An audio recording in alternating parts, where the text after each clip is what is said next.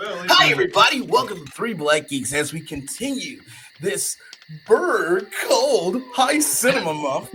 We are going on to our next movie, the 2011 movie Drive, where it gets very, very serious and stoic, kind of 2000 artsy.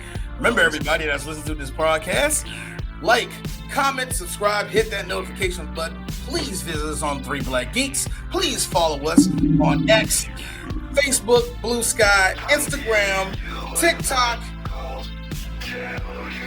That's about it. So, so that's about it. Like, well, we don't know that we won't be demonetized by using the song. Shout out to Guns. Just to let y'all know, G was actually going to start this whole podcast with Ryan Gosling at age 10 going, I don't know, but I cried. I gotta be honest with you, Ryan Gosling is Ryan Gosling and Justin Timberlake and JC Chavez, whatever, all of them, right? Don't say whatever. That's PG legend. Yeah, my bad. And don't forget, and do not forget, White Boy Dwayne. Here's my thing: they had no business on the Mickey Mouse Club. All them little white girls singing a Jodeci song, the most nastiest of Jodeci songs. Kids Bop before Kids Bop. It wasn't even Kids Bop. It was the PG-13 of Jodeci, the radio version. That is like it's still raunchy.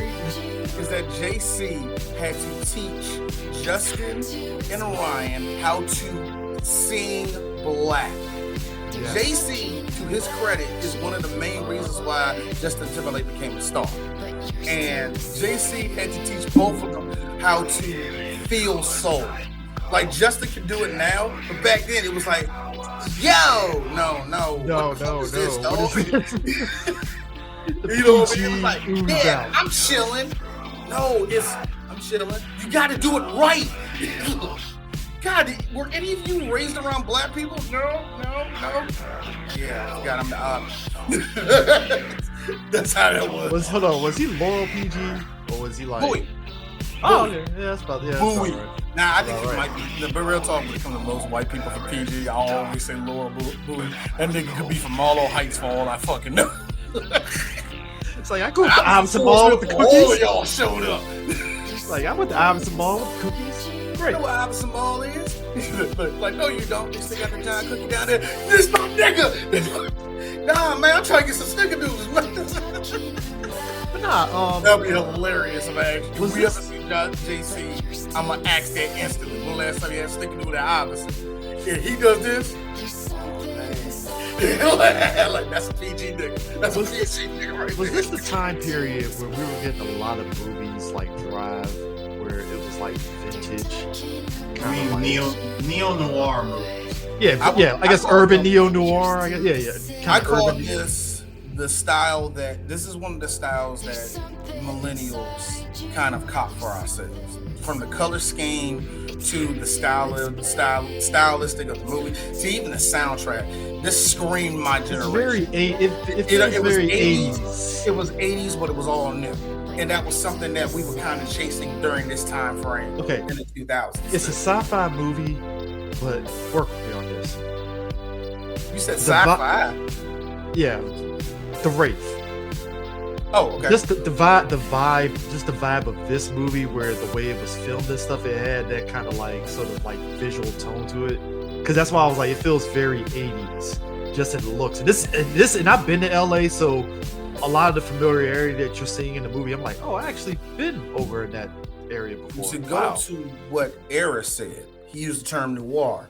There's a lot of noir, dark shots, dark, shadowy kind of. And that's the thing I always liked, at least especially with the newer noir movies. Mm-hmm. There's saturation, there's brightness everywhere, there's colors everywhere.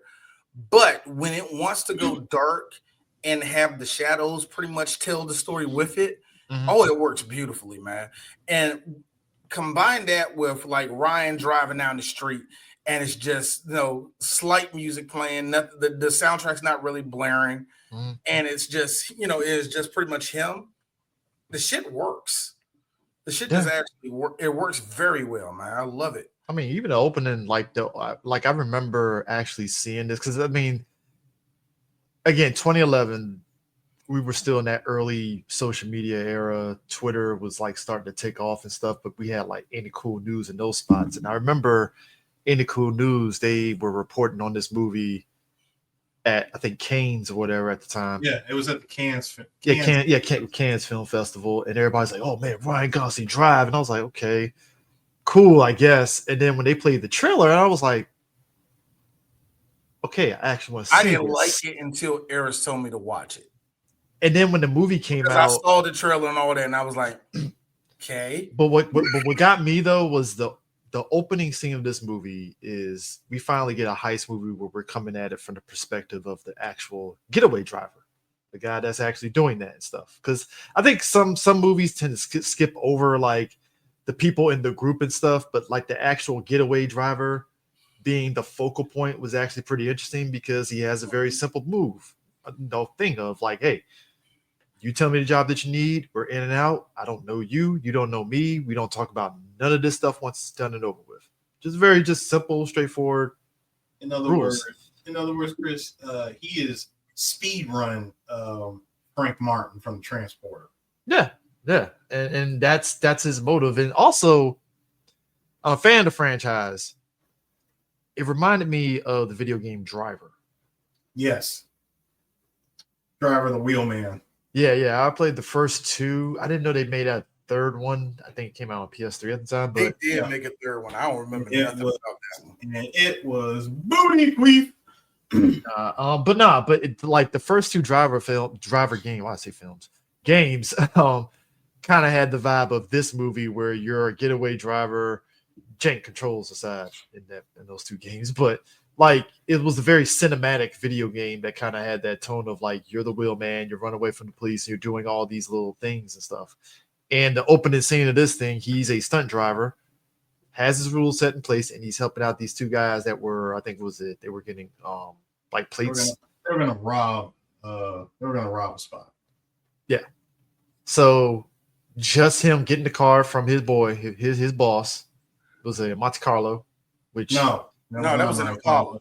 That was a Chevy Impala. My Impala. bad, Chevy Impala. My bad. I want to say why I say Monte Carlo. My bad. Impala. You should know this. Which I like how you take out the watch, wrap that junk around the field, immediately started timing them the second they walked in the building. Yep. So you got 5 minutes. Anything in between, like anything within those 5 minutes, I'm at your disposal. Yep. Not like and not a second after the 5 minutes is up, you are on your own. I don't know you. You don't know me. We never met before. Done. I got my cut already. We're cool. Man, I already got my cut and all that already. But I like that's a rule that I think anybody can respect. Hey, dog, you got 5 game minutes. You got 5 minutes. Hey, I like how tense that whole scene was because the first boy came out and it's like, all right, cool. And then they're waiting. And he's just sitting there like, I'm about to leave your ass behind if you don't, and he has one of those little police radio transmitters and stuff. So he's scanners and stuff. And he's listening. And like I said, the way that whole scene is just filmed where it's like you're still getting that kind of like if you've ever been in a car and it's like dark and that light just kind of shining on them and stuff. Like it was kind of like the ambient light. It wasn't like Hollywood-esque, I guess, light that would make it more clean. It was God, what's his name? What's his name? Dude that made Force Awakens. Yeah, it was baby J.J. Abrams. Yeah, lens flare. Yeah, lens flare. The one thing I liked about it is when they got out when they get out the jump, they hop in the car. Of course, they drive off. Cops they already say they're looking for the car that quick. I'm like, okay, cool. Yeah, this man pulls behind the truck. I remember the first time I seen this movie. I'm thinking to myself, pull behind that truck. There you go, my nigga. There you go. Let him pass. It's smart. It's not like it's not even Hollywood. It's not even. Look, and the second you see that other semi, I'm like this. Let that shit go. Now move. Don't cut your light. This nigga cut his lights on too early. Whatever. You got it. What I liked personally, was his the guy who hooked him up with the car was Shannon, played by Bryan Cranston, while he was in the middle of working on Breaking Bad. Yeah. And Bryan Cranston, this was an interesting time for Bryan Cranston. I think the reason why a lot of people really dug Bryan Cranston, besides him being in Breaking Bad, is that he finally got to stretch his legs out as an actor. Yeah. And what we find out is that Cranston is an actor's actor. He loves his job. He loves doing that. He wakes up for that shit. And I know he's getting like the one thing I think he's really good at is not a lead role, is being a character. That's his best shit. The reason why Walter Wright got to be the way it was because not only he was the star of the show, but it's like, this is not me, this is a character. So how does he think? How does he walk? What's his attitude going to be like? And Brian was one of the dudes that study that crap, man. And Brian always said that, it's like, to him, it was sad that he knows that he can never play a character like Walter White again. Yeah. I think it takes a lot out of you. It's kind of funny. No, that'd be homeboy that played Tuco. That playing that role. Actually, it's kind of funny that you mentioned that, because Vincent D'Onofrio, with a lot of people like me, what we really liked from him was when he was playing in Law and Order Criminal Intent. He was super good in it. And you know what he said? I gained weight, I was miserable, and the acting was hard. Some of my best work, I don't ever want to fucking do it again. Yeah. But no, Ryan Cranston on the flip side is like, I'll never get to play this person again. Yeah, he's like, I'll never get to play this person. He's like, I'll never get to play this character again. It's over. Outside of him making appearances or like guest crossover appearances and junk that like commercial that. was funny as hell. Yeah, the Popcorners commercial, the flashback. 7, you make 7. I died. I like the flashback scenes from Better Call Saul. Yeah. Him actually. It was wasn't that the Always Sunny episode where it was him and Aaron Paul, and they were literally reenacting a Breaking Bad moment. I love it because finally he snapped. You get to tell me what to do? No. If you see that the whole thing scene, oh my God, that was great. I just love acting. I just love acting. Look, the best part. I just love it. So you gonna do it? Fuck no. When we land this shit, we never want to see you again. Oh, I love that episode so much. But no, acted his butt off for a solid 2 minutes, and everybody just, we're seeing Jesus walk on water. And here's the sick part. I don't want to say he's an S-class actor, but you give me a reason why he's not. I mean, that's all I got to say. I'm not saying that he's top tier like Hollywood superstar. I'm talking about his acting ability. So yeah. Where I was going with this, mentioning his character, it's the first thing that his character says in this movie. He was like Chevy Impala, like the car of California, and when he added one more thing. No, then he added one more thing. No one is going to be looking for you. It's a Chevy Impala. So that's a 71 Impala, nigga. It's a 71 Impala in California. In California. I think there's only 2 on the road. So this ain't like, if you said this was a 2011 Impala, ain't nobody going to find him.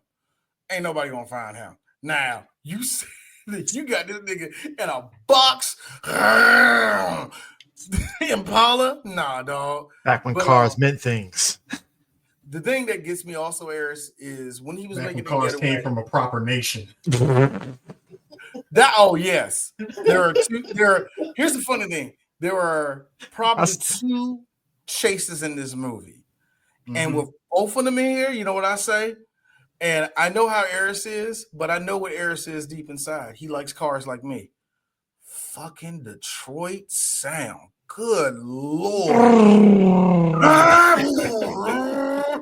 When that Mustang and that 300 was going, I was like, that's a V8. I was like, that's a V8 on 300. I can hear that fucking engine. God damn. I want people to understand. That's a rebodied Roush. I want people to understand driving. I've driven in a Chrysler 300. That shit, when that thing goes fast, like it feels like you're hovering. If you got the right person behind that wheel, ain't nobody catching you. Oh, that look going down 85. They're heavy. Yes, they're heavy cars, but they can go. Mustangs too. I've been in Mustang. It's a Mustang. It's a Mustang, nigga. I had a Chevy Nova. My dad had a Chevy, but it's a Mustang, bro. Come on now. My dad had a Chevy Nova. That shit. A Mustang until it goes around the corner. Well, first off, don't hit a hard right in that bitch. First off, Ryan Gosling was doing some Tokyo drifting in that Mustang, and it was smooth. I bet he hit that. That's because he did that move like he hit that e-brake at the right time. That's why. First of all, that is a trained stuntman / wheelman. He knows what he's doing. Yeah. Now, give it to a trust fund baby who wants to impress his his goober ass friends at a car meet, in front of freaking Tim Hortons at 3 a.m. Tim Hortons. It's the most Canadian thing ever. First off, I don't Canadian. First off, only in the Northwest. It's only in the northern section of America. First off, first off, is there a Tim Hortons in America? There's got to be at least like three. First off, we claim sides here. This is a Kendrick Lamar podcast. We don't mention Canada on this podcast, sir. We don't do that. Fine. AM PM. Hey, Chris. I'm gonna need you to get I need you to get a ratchet, put it against this screw right here on your jaw, and loosen that shit off of Kendrick's dick. Okay, he is 4'11". Stop sucking his penis. Anyway. Tim Hortons, goddamn. That whole sequence was just like him running away, and it was like it felt like a video game where he was like, stop. What did Tim Hortons do to you? It did nothing to me. I was just thinking of Tim Hortons. I could have said Dunkin' Donuts. I could have said 7-Eleven, AM, PM, Holiday. It didn't matter. This movie is in California. You could have. This is in California. You could have been the Big Donut. The Big Donut. Yeah, the Big Donut thing in LA. I would have said Fat Burger, but it doesn't matter. Fat Burger. It don't matter. Insert food establishment here, okay? Except In-N-Out. We don't talk about it. What about? I think Jack in the Boxes should be burned to the ground. Sir, that would be Roy Rogers. All right. One time. I don't need to know more. Sir, that would be Roy Rogers that needs to get burnt to a ground. There's a couple Roy Rogers in their 44 locations alone. Okay. Sir, that is 30 locations. All right. 44. You know what? I got Google on my fingertips. Let's keep going with this movie. But yeah, I gotta look at Elon over here. Fake news. The one part I did like is this. You remember how they was like driving around everywhere? Okay, he got away at the stoplight. Right across him was a cop. Oh, now, that look. I got visual on that Impala. Butthole is like this right now, slowly opening up. Like, oh God. Second they go. Look, I like it. He said, "Do the speed limit." Whoop, whoop. All right. dude, it's the 1,000-yard stare that he's giving with the shadows that he's just looking like the death grip on the steering wheel. Oh no! And then the two guys, like one of them, like D said, about to shit themselves. Like, what is going on here?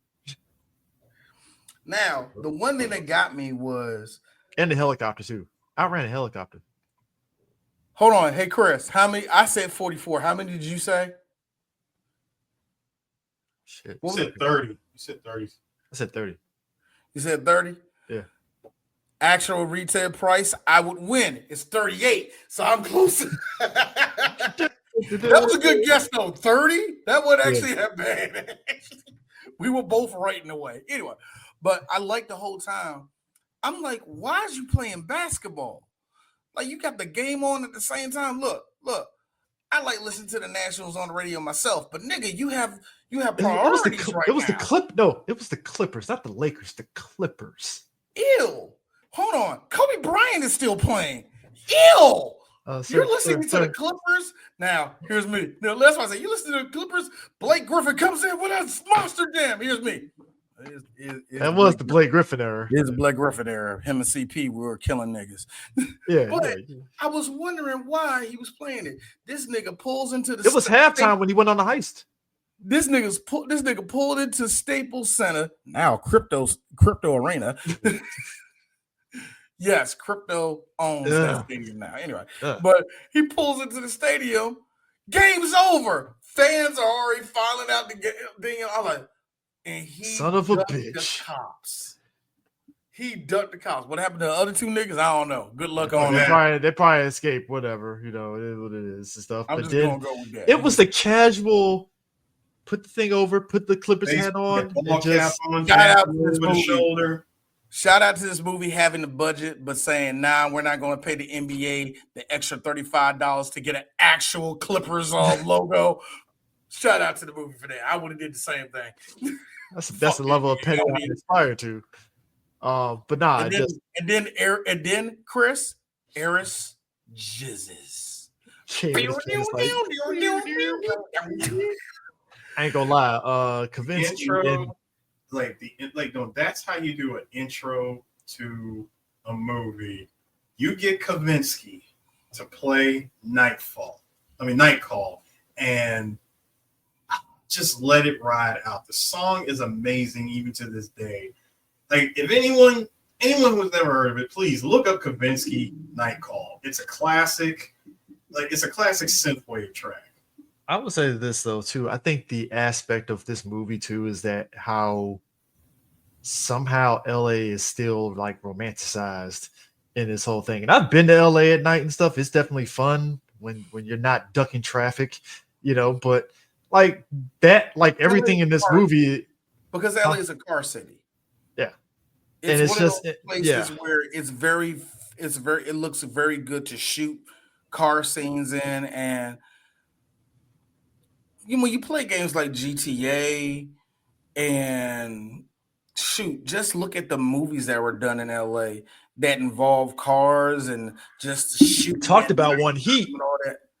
We talked about Heat. Like that was in LA. It's just a shit. Set it off. Was in LA. Yeah, I mean, it's just the aesthetics of that nighttime because like people don't understand something. Like LA is big. Like Clueless, that joke about, oh, we're going to the valley for this party. And there's like the way the parents freaked out, like how far the valley is.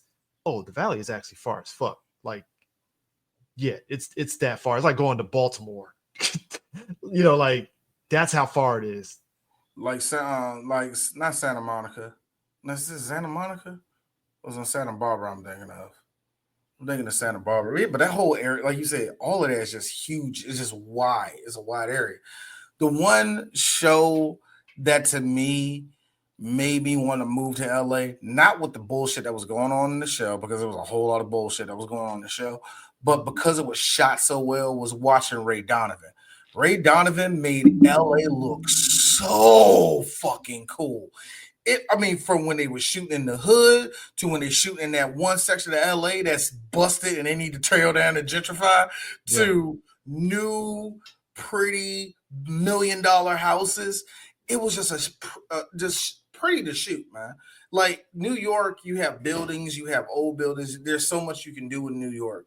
And LA, it has its own feel too, man. It's just something about that city that you can really just the aesthetics of that, just that whole scene of him like going back to his place, dropping his bags off, and just going out driving, just because you can. Because I mean, like I said, LA is just that type of place.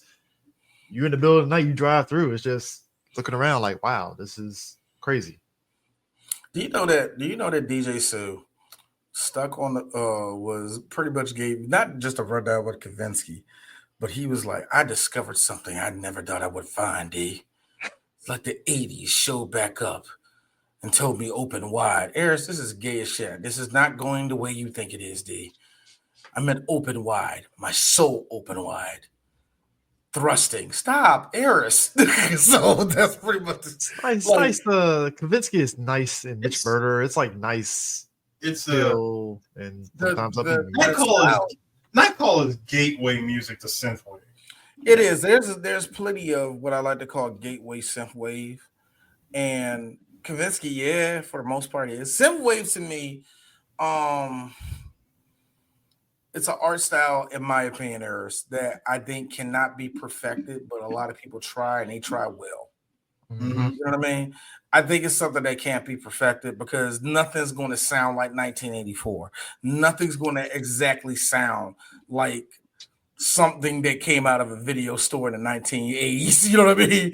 Like, you have good ones every now and then, but it's like, this is good, but it smells like plastic, not wood grain. You know what I mean? Like, yeah, so this. Do y'all guys feel like with you're gonna be serious? So to me, it's a style that you cannot perfect, but good lord, that's what makes it so good because it's so widespread.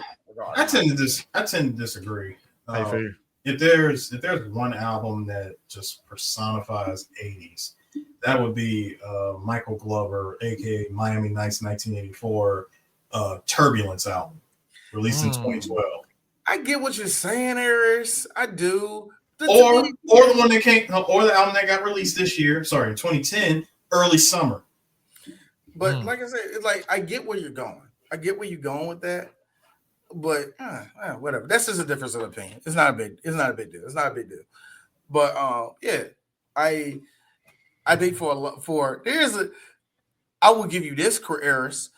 I underestimate the number of people who did get into synthwave because of this movie. I do underestimate that number, and I think it needs to be recognized just a little bit, not a whole lot. Not like, you know, when you watch a documentary and somebody like the movie Drive changed it. Like, I don't think we ever going to get that. Dude, do not do that because that's how. I hate it when they do that in documentaries, man. No, first of all, thanks to this one documentary called Rise of the Synths, that's already been done. Feels like such a red pill ass damn thing. Not that other S word. It's Rise of the synthesizer. What is with you and Chris always being on mode of? What did you think about Kamala Harris? You better say the right word, boy. What is with you, man? What kind of president do you like? Wait. How? Hey, Chris, how black is she? Like, do you think she's black? How black is she? Speaking of which, white folk, I hate how y'all went by the one drop rule for the last 200 years with niggas. But the second this light-skinned woman showed up and said, my daddy Jamaican and my mama Indian, y'all go, how do we know you're American? like I never understood that. You know how bad it. You know how bad it is when you have like East Indian folks really question your credentials. Like, are you like that? That's how racist motherfuckers were. It's like, god damn, like a lot of niggas. Look, real talk. There was a lot of niggas that run Sunoco's going, I don't think she's Indian. I don't think she's half Indian. Like, nigga, shut the fuck up. Like, yo, man. Where's your conveniently placed accent? Yeah, nigga. Where's that accent for you to confuse black folk when we come here just trying to buy some roll up? You want to like, nigga, you've been living in America for the last 26 years, haven't learned vowels. I don't believe that. Like, I don't. I go on them niggas every time they do that. Every time they start going on they dirk. I'm like, don't do that. How long you been in America, bro? I've been in America Southeast since 1991. Did act like it. Been in Southeast DC since 1991. Marion Barry, crack epidemic, and you lived here through all of that. All of a sudden, you want like, shut up, stop that, stop that. You're American now. You're an American now. All of us turn into Chris Tucker of Rush Hour 1. Do you hear the words that? I don't do that. I think that's insulting. Because they know exactly what's coming out of my mouth. I do not understand. You understand what I say. Get your cousin in. The man just positively smiles and rhubarb Holly. You need to stop. Stop with the Rubal Holly. That is a place that does not exist. Hey, in my heart, after playing Uncharted, when I fall into a desert and walk like I'm Lawrence of fucking Arabia and shit, damn near Malcolm dying. X going to Mecca. I accidentally, I accidentally, fan, the same will. and then all of a sudden, Myron Gaines' his mom and shit. I tumble into a door and I catch a guy taking a piss. Like, oh shit, Drake.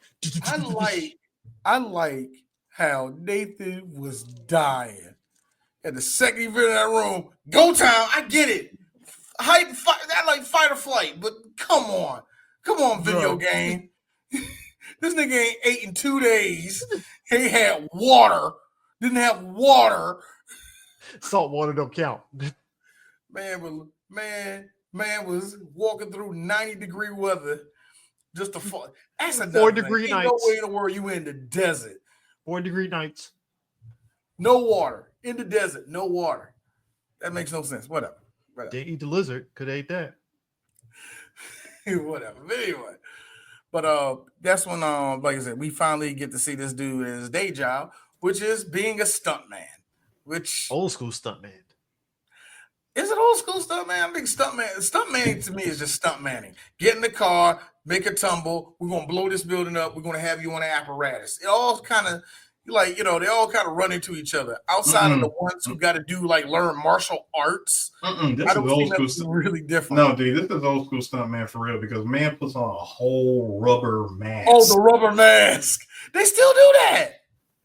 They still do the rubber mask thing. Mm-hmm. That fireproof rubber mask. No. We've come a long way from. Eric, you think that was fireproof? I don't think.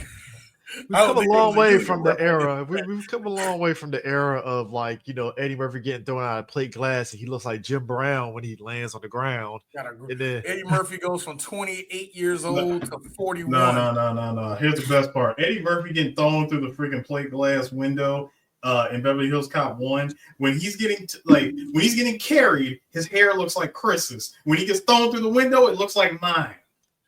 One of the best ones that we don't talk about. We don't talk about how rest in peace, Kane. How our boy Carl Weathers was fighting. All of a sudden, he gets punched. Now, Carl Weathers' back goes from Ultimate Warrior to some dude named Tyreek. It falls over. Next thing you see him on the ground. All of a sudden, like, yeah, right. Really, Carl? You couldn't take that tumble, nigga? Some dude named Kevin. You gonna show up all sweaty. How do you like your ribs? I like it if you could do your own stunts a little bit, Carl. That's what I would have liked. Better editing. Come on, Joel Silver. What you do? Oh, you're doing coke. That's why. Okay, cool. Nah. It's good. It's good. I mean, but I like how his boy Shannon is telling them the whole time about we get extra, for $200-$300, half goes to me, walking like this. Hey, where you going? Where you going? Shannon's a former stunt guy. Yes, former stunt guy. That limps. No, that's not why he's limping. No, it's not why. No, it's not why. No. We're gonna meet the two reasons why he's limping later in the movie. Anyway. Which, by the way, the Rubal Holly is a very real place, dude. Yeah. I'm sorry, what? The Rubal Holly is a very real place. Where, nigga? In your heart? The Rubal Holly. That doesn't say Holly, nigga. No, it's Holly. It's pronounced That's Holly. The K is silent, Negro. Since when? Since forever. They didn't call him the Great Holly. It's the Great Kali. Yeah. See, but that no. See, Chris, I knew I had a real friend. No, Chris. That is ignorant Southern wrestling ass talk. Okay. Good God. Great Kali. With just a dash of racism. Just a dash. You're a Great Kali. Wouldn't it be Holly? And also, I don't speak that language. It's Holly this time. It's also known as the empty quarter. Oh man, where's it located at? See, Saudi Arabia, including dude. It's bro. The thing is 650,000 kilometers wide. basically about 250,000 And you square want to tell miles, me of that, which includes parts of Saudi Arabia, the UAE, Yemen, and a larger part of the Arabian Desert. So you trying to tell me that Nathan Drake got drop kicked out of a fucking plane, Yes, fell onto the ground somehow, not broken a bone, and then began to walk all of that in the middle of all this. Again, it's like poetry, so if they rhyme, every stanza kind of rhymes with the last one. Deviating aside, I just wanted to point that. No. Now that we know that the Ruba Holly is a real place, why did you come here, my main man? Are you my enemy, American? You blow up my big buildings with your bombs. You play fall at the sky, my main man. And you ruin my desert? By walking through me, my main man. You know what fucks me up? I watched that movie Traitor with him and Don Cheadle. Great movie, by the way. Nigga don't even talk like that. He does talk. He actually does talk like that in that movie. Him and Don Cheadle. Remember we did make fun of him in was it John Wick? Where we like, so you walk the desert, my main man. You want that ring, my man? Come on, get your finger chopped off, my main man.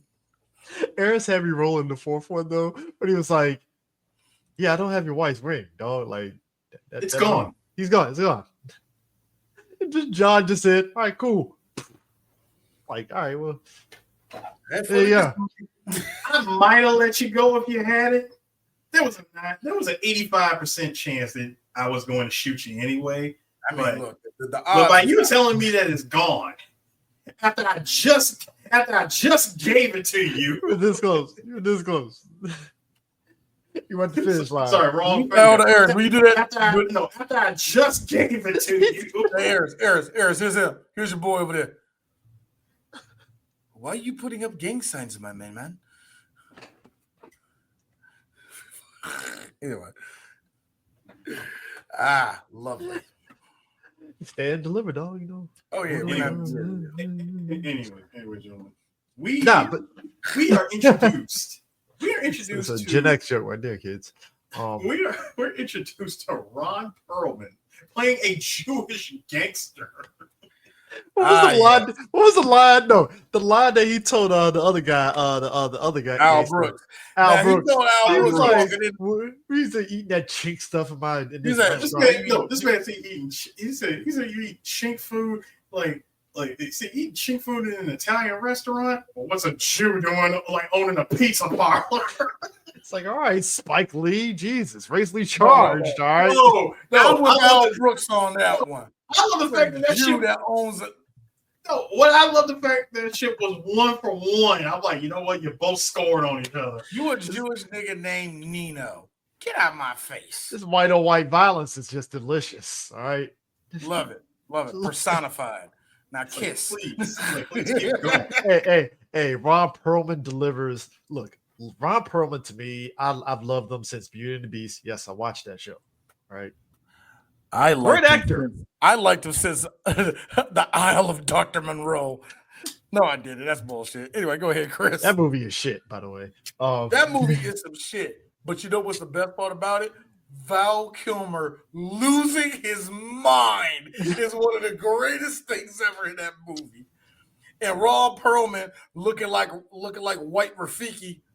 What just happened to my eyes? Like, oh shit, it's the Beast. Marlon Brando was in that movie, dog. Seriously, if none of y'all watched the Isle of Dr. Monroe, it is a shit show. You have to see. You have to see it. Furries get banged out in that thing. I am not kidding you. The movie is mad. It is a furry wet dream. Even. And when Val Kilmer bestiality, if you will. And when Val Kilmer starts losing his shit, he's like laying back with all the rest of the monkeys. He got his hand on one of the monkeys' asses. I'm like, yo, he fucked the primate, and you know it. Got that Oh, hand job God. special, baby. Movie is terrible. 3 Black Geeks would not do it. Maybe, but we would not do it anyway. Blue. Do that fucking Blue Rabbits fucking shit. Oh, dog, I will sing that the whole time. And now we got. Oh god, but nah, that whole interaction with those two was just fucking hilarious because it was just unapologetically like, is this racist? I don't think it is. All right, Nah, cool. it's Jew on Jew crime. First off, Al Brooks, gotta say, Al, I didn't see you being a villain in this. He could play a very convincing villain. But he could play a very convincing villain. Like the last time you played a good guy was when you was playing Nemo's dad. What was that? What was his dad? Finding Nemo. I forgot. Always said Al Brooks anyway. Al Brooks, Marlon? was he? His name was Marlon? Merlin or something like that? I forgot his name. Albert Brooks, though, I always thought he was in that same category as what's some of the other comedians, like your Chandler, Gary Chandler, that kind of era of like that kind of era of comedy where it's like I get the comedy, I can. He came from the 70s of comedy. So he's like 70s. Louis Anderson, kind of maybe, huh? Like Louis Anderson. Well, Louis Anderson's like 80s. More 80s. Okay. At least to me, I don't know if somebody can correct me on that. But just that, but his brand, but get like right. It's Marlon. Yeah. Okay, but like Albert Brooks' brand of comedy, I did chuckle at it and stuff. Like I don't know, it's just that era of just stand-up comedy. Like some of it I laughed at, and some of it I was like, ain't for me, kind of thing. It's kind of funny though to me. He's at this point in his career where it's like, if you really look back at his filmography, this motherfucker has played leads, comedy, and drama. You said directed, written, and all that. He's done everything. So him doing a role like this is like you were chilling one you out. Like, there was one movie that was it Defending Your Life, where it was like a very quirky movie about like him being on trial in like in heaven or something like that on whether he was gonna live or die kind of thing. And I was like, okay, there was some funny jokes in it, but like it just kind of like went over my head on a lot of stuff. But that's kind of like a visible Albert Brooks movie that I kind of sort of remember a little bit. My favorite thing that Al Brooks has ever did was this. Homer, I got a question. Which one do you hate more, Italy or France? France. Nobody ever says Italy. Of course. Come on, it makes you strong like Popeye. Popeye. All right. Like, I got shit like, you want my shoes? They're moccasins. Don't want them? I don't want them either. Get the hell out of here. You ever hear a man yell out some shoes? Listen, no. You ever seen a man say goodbye to a pair of shoes? Homer. Once, Homer. But I think his brand of villainy in this movie was very subtle. Like, look, jumping ahead when he just shakes Shannon's hands and then just casually just busts the. I'm like, yo, and just said it's okay. He just said, and then he did the it's okay, it's fine, it's perfect, it's okay, it's over. There's no more pain. No more pain. I'm like, that is the most like. A man broke out the straight razor. That's a man that is killed, and now he's in the twilight of his years, going. What is life? Look, right. Stop, bro. I like you, man. Look. I don't want to do this no more, man. But go to sleep. Hey. Ryan Gosling did hit him at the end of the movie with "The future is now, old man." And Bryan Cranston was in it, connected to a show that Bryan Cranston's in. Malcolm in the Middle. I ain't gonna lie, dog. When Albert was like, "Oh, I stabbed him in the stomach," it's great. Oh, shit. Like, God. I thought, but what made it so funny was that, okay, so obviously money was owed and all the rest of that, you find out that Ron Perlman is a low-level gangster that can't get no respect from the bosses on the East Coast because he's a Jew. As that always is. Such is life. Hey, Ace Rothstein, deal with it. Anyway. So, actually, Ace Rothstein got more respect because he actually makes money. You gotta be real though. That Got is me on kind of. that one. And he survived the mass hits at the third. Because he was because Broston was actually working with the FBI. That's why that nigga survived shit. Let's not. There's something just crazy weird about like the subculture of white people where it's like Jews and Italians were like butting heads like Civil War, and you're like, you're both white though, like so like. My thing is Jews, Italians, and Irish. Yeah, all got put into a headlock and DDT multiple times by Americans. Yet y'all can have wealth, but a nigga has more than $15. They want to tax us and arrest us. it's just weird to just knowing that whole thing of him being Jewish is what keeps him from not like elevated. It's like, but you're white, like so, like what you know. It's just all right, Chris. Let's go by the election. If the election told me anything, Jews are just like black people. Like whoa. We know what we are. You look what we voted for. Yeah, back the fuck up. We just like y'all. We just like y'all black people. Bernie Sanders march with us, with y'all. Come on, y'all like Jon Stewart. yeah, but it's just like Jewish and Italians was just like, yep, like I'm like, yo, they're real. That just that subculture thing, and just the fact that did play into him not elevating. It's just like, damn. So you're like middle classing it up as a gangster. Is that what this is? I mean, I think so. I think when you I think you're right. Tony Soprano. Gentlemen, Uh-huh. but you know that this is our first movie with straight out of Copenhagen, Denmark, Danish director Nicholas Refn. He directed this movie. Yeah, he did the other one. God kills. Done. He did that. He did the next one with Ryan Gosling. Was like God kills. No, God forgives. God forgives and stuff. Of Ryan Gosling with the 1,000-yard stare and the broken nose, and with that drive ass neon as a backdrop. Right, to Trey's point about people making this their personality and stuff. Ryan Gosling, I felt for a hot minute got kind of typecasted after Drive, just as being this like because Ryan does it to himself. Because Ryan does it to himself. That's why. Also, there was a movie he did with John Turturro, Fear X. Yeah. That one didn't do too good. Did not do too good at the box office. That was the thing. Ryan to his but he did Bronson with Tom Hardy. Yeah, which was a good movie. And I feel as though that Ryan, like I said, he does it to himself. But it felt like Ryan always read the script and said yes to the right things. You know what I mean? Even if the movies weren't good, they was his wheelhouse. He could. I enjoyed. Hey, look. Me and D came out of Blade Runner. Was it 2045 or the fucking year it is and stuff? I was like, he was actually pretty good in this movie. He wasn't bad. That story was dated.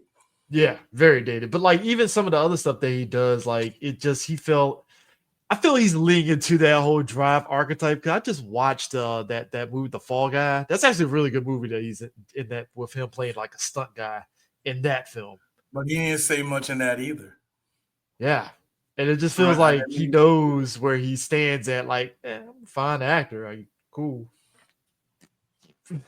I take the roles that work. I mean, he's kind of like the other guy. What's the other the dude? Was it Silver Lining? That white guy. Bradley Cooper. Yeah, Bradley Cooper. I feel like both him and Bradley Cooper kind of have like the same sort of career away a little bit. I think Ryan had a better one, of course. I think because Brian actually won awards. Yeah. Like Bradley always would be up for them. Like Bradley was up for that last movie though when he's playing the guy in the orchestra. Yeah.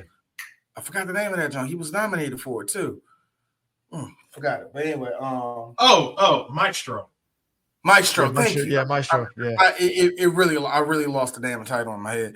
But yeah, like he's always up for good roles, but I feel that Bradley, put it this way, him and Maestro was probably some of his best acting. We have seen Ryan hit his acting goal like several times, like bing, bing, bing, bing, bing. They're always, you know what I'm saying? Bradley's a little bit different. Okay. So I think he's weaker than Ryan. You know, that's not taking nothing off of Bradley. I just think he is, you know.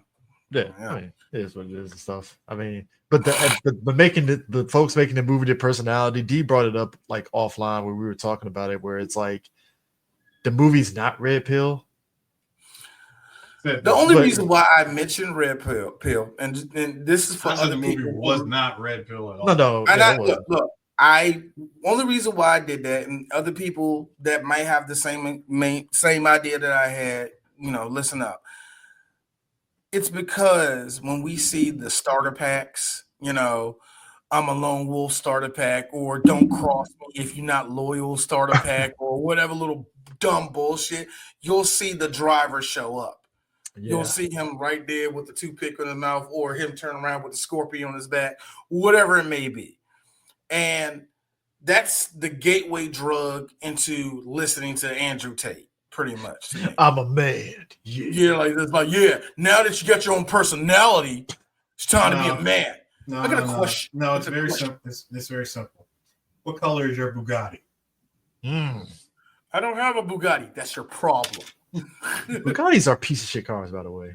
I don't like Bugattis. I'll take a Maserati. I'll take a Maserati over a Bugatti, man. My favorite bullshit hustle mentality as question is your bed worth $50,000?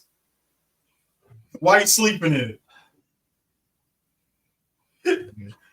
Motherfucker about to make people go broke just to be a baller for life, I guess. I hate you gotta get out and hustle. I hate all of these grifters. Being that, remember when we were kids and we saw that small Asian man with all those women around him on the speedboat going, "This is my life. This could be yours." And niggas actually called in. Don't put your hands on your faces. No, I didn't tell him to talk like that. He talked like that. No. I'm face palming because nigga, that was the most diet Jordan Belfort ass shit I've ever heard. But it's the point to the camera. I know all the investment strategies. No one you will get big money, big gain, and all the women come around him throwing up money and shit. You know what I mean? The 80s was nasty. And everybody debauchery. That's why. Hey, look. That's why they. Hey, look, the OG of Red Pillar. Gordon Gekko. Greed is good. You're weak and or gay. And if you love your girlfriend or wife, usually said by someone who has neither. Thank you, man. The part that gets me is always, you have a girlfriend? How long have you been dating her? About 4 months. Have you had sex with her? Well, actually, no, I haven't, pussy.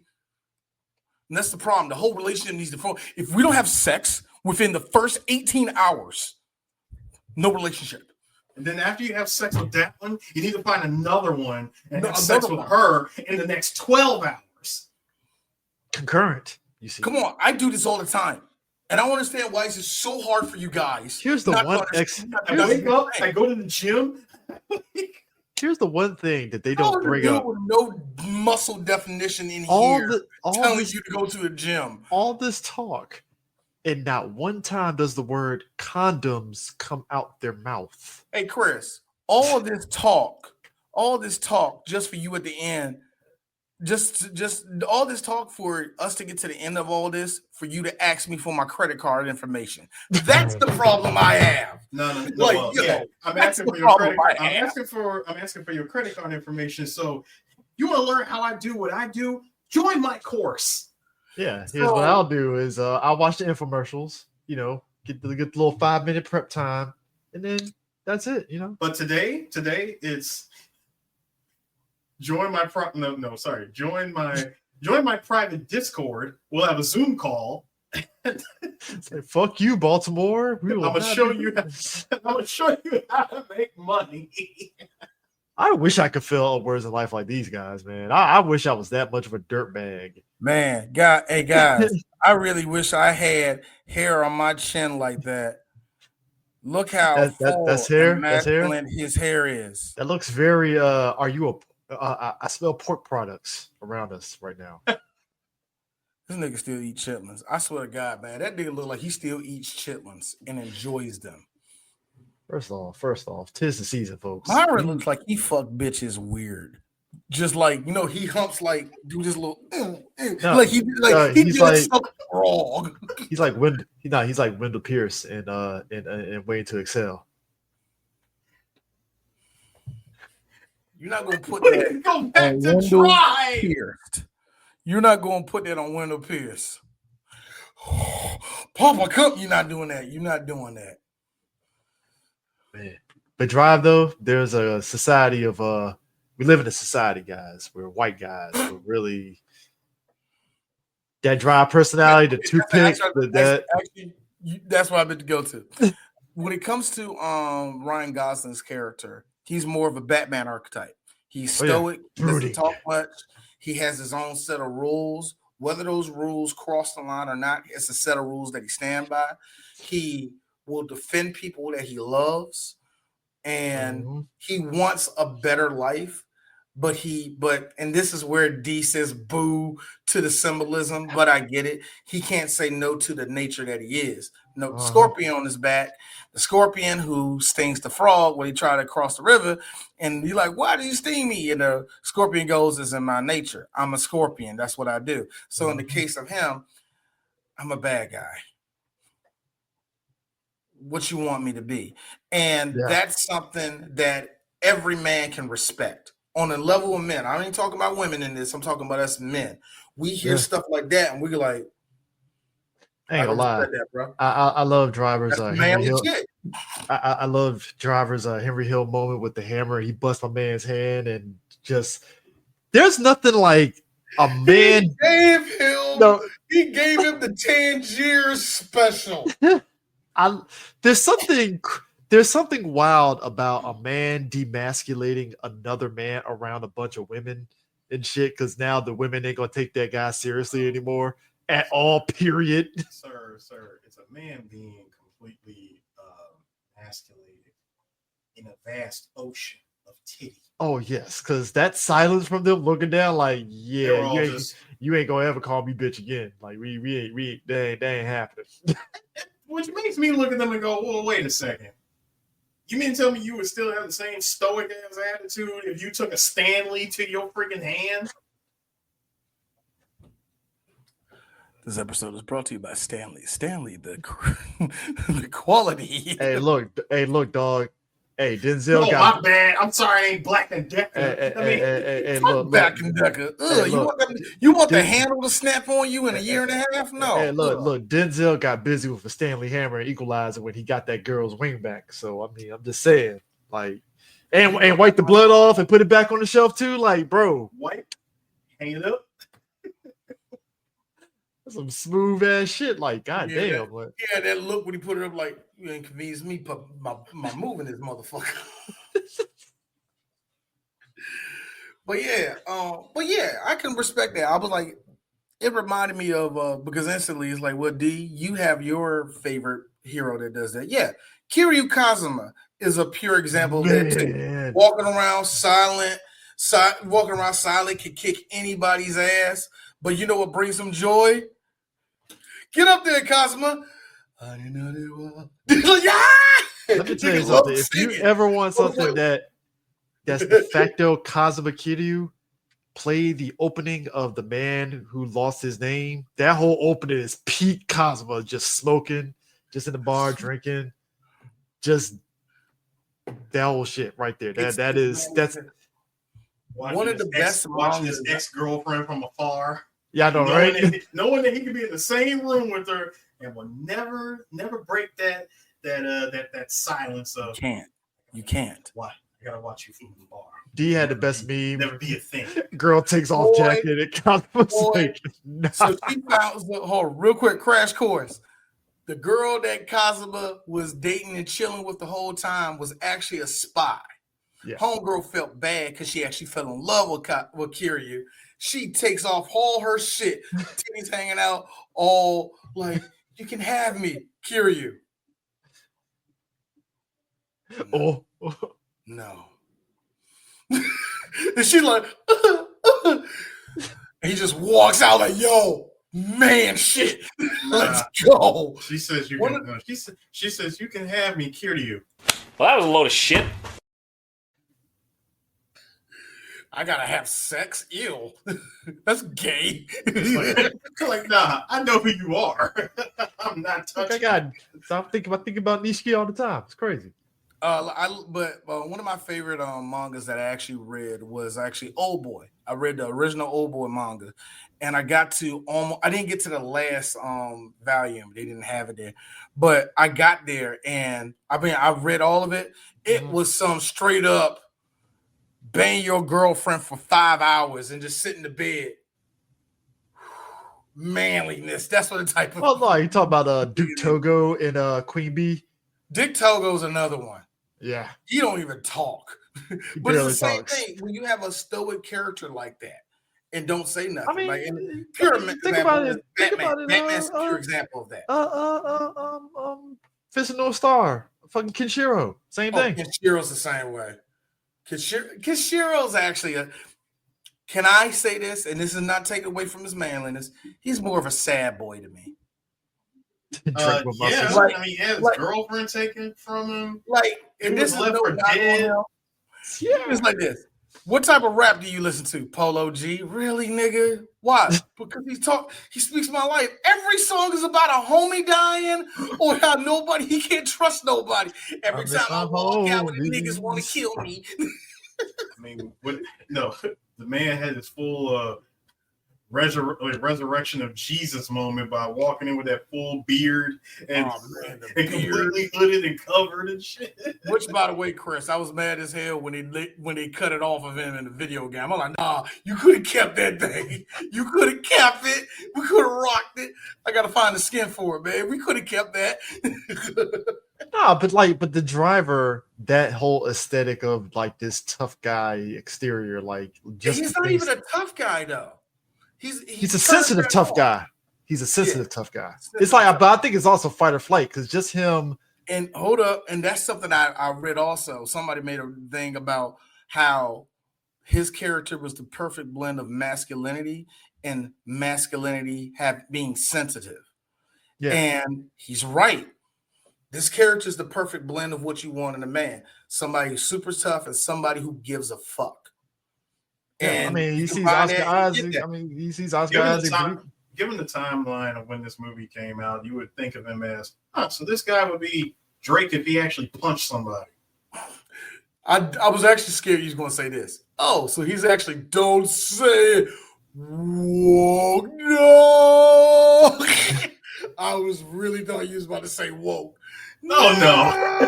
But first of all, this is 2011. It's like a woke come out your mouth. I just slap it on the ground. This is 2011. Nobody said that word. That word did not exist. No, but Black people were still using it in the proper context.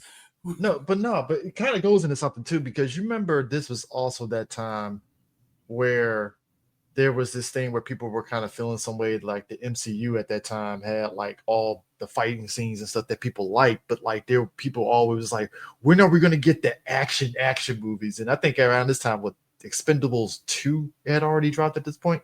2011? At this point, yeah. Yeah, so, but it was always like who was going to be the next action star because nobody was really like there was, I mean, I guess you could say Matt Damon. They try to say Matt Damon was in the Born Identity movies and stuff. The Born movies was pretty much wrapping up with it pretty much wrapped up with Born Supremacy. Yeah, but it was. And let's not forget our favorite 4-foot action star, Tom Cruise, was still trying to do crap during this time too, where it's like, you're not an action star. Oh yeah? Well, watch this. Elysium. I'm in a mecha. Oh man, they're gonna kill me. I'm gonna wake up and it's gonna be a new, come on, man. Like but it was just like who was gonna be the next. It was always those articles you get from people like, who's gonna be the next Arnold or Schwarzenegger? What happened to the old action stars? And Looking back on it though, Chris, I feel as though that a lot of people bought into Jason Statham, but I don't think Hollywood bought into him. Oh, they never did. Because Jason Statham could have been that guy. So he's been the best, most consistent action star. until maybe Vin Diesel and Momoa. Oh damn, Momoa right there. Yeah, But Momoa. Yeah, yeah, Momoa Momoa is. didn't get hot until the later end of the 2010s. So Agreed. Bullet. I mean, he was because it never was. really super action It until was he like did no, he Aquaman. did no, he did bullet. He did bullet to the head. That He was did do before Bullet to the Aquaman. Head. Yeah, bullet to the head. Like he was always. That was the one that put him like And I know out there. somebody's saying Game of Thrones, but he only did and then he banged out Homegirl. That was pretty much it. He didn't do nothing else. He got killed. He got killed very quickly, by the way. But that was the thing that put him on because I mean, 5 more seasons after he died. because everybody said to me, I'm like, oh, the guy from Stargate Atlantis, and I was like, all right, cool. And then Game of Thrones, I know he was in Baywatch for a minute, but God, yeah, he was. Yeah, he was. He definitely was. That's how long he's been in the business. But no, Jason Momoa, it was like they were trying to make something happen with him because he did a bunch of like indie sort of movies, kind of in the vein like Drive. It was one that Lisa Bonet directed, where he was like this. Yeah, I know. It was basically. I wasn't judging. I'm listening. Oh, okay, no, it was like basically it was kind of like Drive, where he played this sort of drifter and stuff, and he gets into trouble with the law, gets chased by the law. Yeah, and kind of really was leaning very heavy on his sort of like Navajo roots and stuff. It was actually pretty interesting, but it was kind of like in that vein, like Drive, where his character was kind of like the stoic but sensitive. I'm gonna let you go on that one that you said Navajo roots. I don't think that nigga Navajo. I think he all the way Hawaiian. But, I know, but the crux of the movie kind of had crux of the movie. He played it. West Studi was his dad. So, but here's the guys, they made it authentic. Yeah. But wow. Anyway, but yeah, you were right. They were trying to find the next action star. I think the one that was really staring them in the face and they didn't want to really accept was actually Vin Diesel. I think Vin Diesel was the one that was the one they wanted, but they never really they did. It's so funny. Vin Diesel and The Rock kind of eclipsed each other.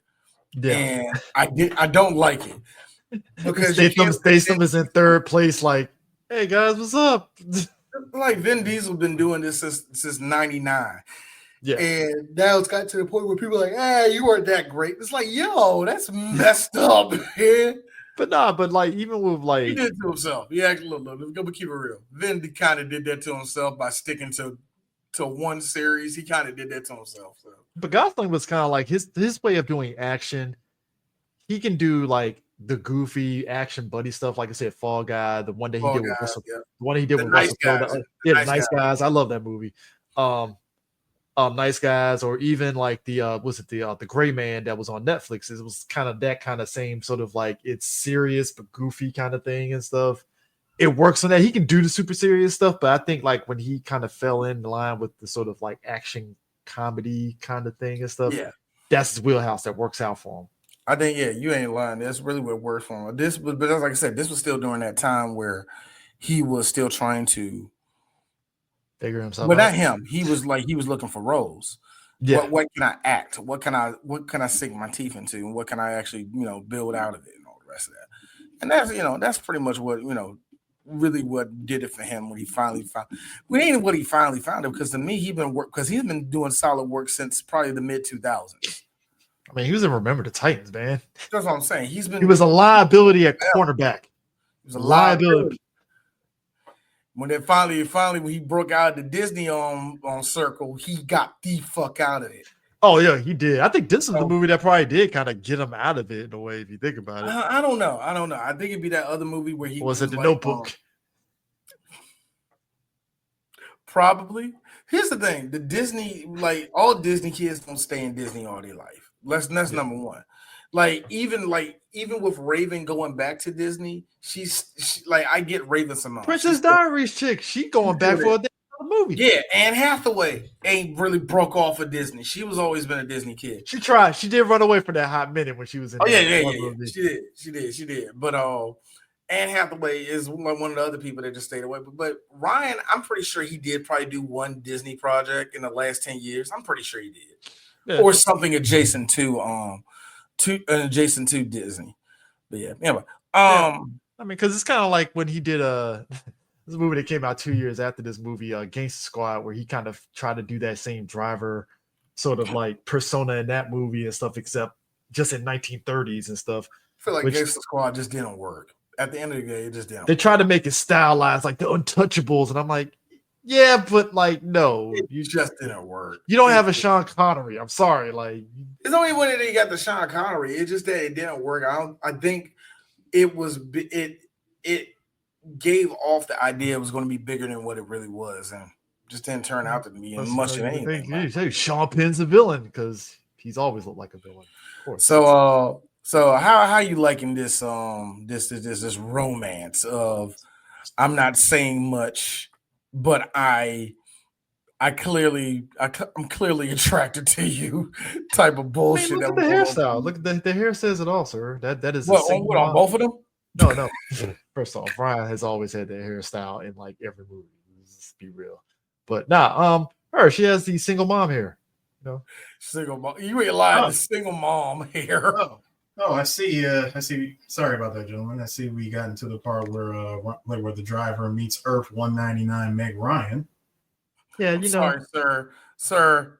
Don't do that to Meg Ryan. Meg Ryan would have more speaking in this movie. In a neo-noir, you don't need a dialogue-heavy script. But sir, she's not squinting like Meg Ryan, so it doesn't work. She's not the squinter. That's Renee Zellweger. Sir, that's why I said Earth 199. Quirky Meg Ryan. She does this. That's Renee. Renee does that. Why do you sound like Robert from Teen Titans? Actually, I was going for Jennifer Tilly because I said I sweat my eyes like this. But no, that romance was. They gave him the most white man T-shirt ever too, just to really like drive home the point. Yeah, I live by myself. Look at that, the 2010s working man. Working man here, that's a man that come home. That man comes home to a pot roast. All right, got the V-neck going. Her eyes are going to look down. You got a thermos of black coffee. All right. She's gonna look like the V-neck makes you look down. What's she looking down? Down at the thickness. He's an auto mechanic. That is the most blue collar thing ever. That's why I'm like, last of the real. Like I think the real job. I think mechanic and electrician, mechanic, electrician, and HVAC. And HVAC is the last manly jobs that we really got. Outside of that is shoveling shit. So wait a second. When you think about it, if you really think about it, given when he's actually talking with Irene in this movie about what he does. I'm sorry, she had a name? Yeah, she had a name. Yes, she did. It's bad enough that Ryan's the driver. I called her the woman because I never heard her name get called in this movie. No, he actually said her name a few times. I didn't hear. But anyway, I was going somewhere with this. I was saying when he describes what he does, the man is a stuntman, stunt driver, a mechanic, and of course, he moonlights as a getaway driver. Bro, this man was the 2011 equivalent of what modern dating is when you describe what you do for a living. I mean, think about it. You gotta live in Los Angeles, so you have to be a man of many hats here. And like, let's just be real. With him working as a mechanic, and also he does like heist on the side. On top of his day job it's like this man got 3 jobs. It's like, yeah, that's about LA right there. Because you got to survive out in these LA streets at these high ass prices. Yeah. I mean, never mind the fact that he, like I said, he moonlights as a stunt, like as a getaway driver. But the fact that he does the stunts, he's like, that's just temporary. I mean, he probably got like a coffee cup somewhere with all the money stashed somewhere. It looks like a guy that would do that. At the same time, he is a guy that's just trying to do the right thing. Very minimalist too, because just has one bag. Just that one. Live in that little apartment. You never know when you need to bug out. I mean, look, man, it's again, you see what he wears in the movie and stuff. He doesn't really, change it up much, and stuff. So hey, that's a very minimalist life right there. I mean, even when you look at the ending of this movie with him just driving, and he may or may not have died. He might have drove himself to a hospital. I don't know, dude. But the fact that he would take a stabbing like that, it was still daylight. It's pitch black dark. My man was chilling in the car. Well, guess I'll go for a drive. I mean, he probably did get patched up and said, "Fuck it, time to drive. Let's go." I mean, he stayed in that car the whole time. Yeah, but I mean, I think that's the thing that you kind of get is just a man of many hats. But I don't think, and that's the thing too. I don't think it's the aspect he has those hats because, like, oh, I just want to impress. It's just like that's just a means to an end. It's just a job. Yeah, it's how he gets by. Again, you live deep in the middle of LA. Yeah, which you got to drive everywhere. I mean, even those shots of like the first person when they're driving on Mulholland Drive, when he's driving on Mulholland Drive, going out to the grocery store and all that, like just those visuals. Just very pretty. What's Super Smash asking? How much do Red Robin burgers cost in Cali? $15 in Massachusetts. Last I remember. About 17. Yeah. About with 17. Hold up. With tax on that junk, yeah, you're paying at least 20. Yeah, just about. Yeah, because when I went out there to Napa, we went to Red Robin's out there in the Bay Area. So it was about just about. But yeah. But nah, just the visuals of just him driving everywhere, him doing the right thing, which in and of itself is. It's crazy how he just gets warped into it because Oscar Isaac's character comes back into the picture because Driver and Irene have been dating, so to speak, in a way. I don't know. Well, it's kind of weird how they call it. It's a weird dating situationship. Yeah, that was definitely a situationship because while he's over here driving and they out frolicking by the creek and shit, he's like my man's over here holding the shifter and whatnot, and she puts her hand on his hand. I'm like, man, are you married? What are we doing? Oh, he's in jail for another 3 to 4 years, so Bro, she literally said that he was getting out in a week. Well, no, she got the call later on, but that logic was, oh, he's in jail, whatever. And when she got the call, it's like, oh shit, he's coming back home. And it's kind of funny because Driver just kind of was like, well, I guess this is the end of this whole thing. So cool. Yeah, and he was fine with it. He's like, okay. I mean, I like being around Irene and her son. Her son named Benicio. Yes, Benicio. And Benicio sees his dad get beat up by some Albanian gangsters because he owes some money. Albanian gangsters. I like how you just say Albanian. I assume they're Albanian. He got his ass whooped in jail, yes. I mean, that was the son, don't look. I got my ass whooped. Please. That was the don't tell your mom look. I'm sitting here bleeding from both sides of my damn temples and shit. It's like, what happened to your dad? He fell down the stairs. Yeah, he slipped and fell. I took a real nasty fall. Hey, what's that you got in your hand, kid? This man gave it to me. I'm looking at it like, son, that's how you know you're dealing with a gangster when the gangster hands a child a bullet and told him to hold it.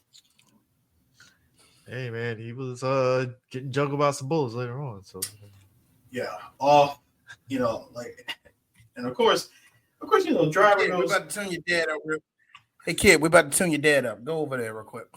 Now, when the driver looks and says, like when the driver asks him, so a guy gave that to you, huh? Told you to hold on to it. You want me to hold on to it? Okay. Like he quickly gave it up. Like, here you go. Like, I ain't got no time for this white nonsense. Here you go. Nigga, I did not sign up for this Albanian thuggery. I want to go home and watch Sonic X. I don't want to be here right now. We live in LA. Gotta deal with Bloods and Crips. Now I gotta deal with this shit. By the way, that scene, that whole little montage, by the way, of them having a good time, and that shot that you see of the driver, the shot you see of the driver carrying Benicio back to Irene's apartment and puts him to sleep and all that. Oh my God! When I heard the song, a real hero from from Electric Youth. Again, more gateway synthwave. What happened to them? Did they stop? They're still around. Yeah, they're still around. Yeah, I haven't seen that name in a minute. That's they why They did the soundtrack for the movie Breathing. I knew there was a track they put out around about 16, maybe 17, 18 or something like that. I remember that, but I ain't seen the name They put out the whole album for Breathing. In fact, if I were to look up, give me a second. I'm sorry, what'd you do? No, I said I'm actually looking them up because I can tell you right now from Electric. Yeah, there it is, Electric Youth. The question you should be asking is what happened to College, because that's the one that made the song. Oh hell no! Look, when you gave me College initially, I'll be honest with you, the music in College sounded the most 80s, but the problem I had with it was this is background music if it was like a motherfucking movie or something. And while yes, doesn't make great listening to stuff to me, you know what I mean? Actually, the last thing they did was they did the soundtrack for the movie Come True. Yeah, that was a Canadian science fiction horror movie, but they did the soundtrack for it. So yeah, they're still around. They did that in 2021. I think I still, like I said, I like the way Electric Youth, that song came up twice in that scene and at the final scene. And as much as you know me, when shit hits the nail on the head a little bit too hard, I always go boo. But it kind of fit a real human being, and it was a real hero. It's like, okay, all right, I let it go. That song is great because really it came off of their 2014 album, which even though this movie came out in 2011, this is like the first you actually heard of that song. So they didn't put it on their official album until 2014, Inner World, which I have on vinyl, and their second album, Memory of Motion. You got that on vinyl too? Well, of course you did. I forgot you did. Yes. These are my people. Yes, absolutely. This is my world. You know, while you had your Drakes and your Kendricks and your and your Joey Badasses.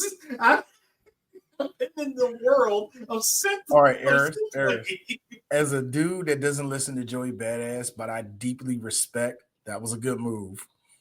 Joey Badass is a very good MC. I just don't listen to his shit. Also, side note, I didn't start liking Drake until about 2015. Oh, before then, D was a hater of him. What happened, D? What a time to be alive. I'm sorry, him and Future changed my life. Him and Future changed. I didn't like Drake or Future. That album came out. Hold on. That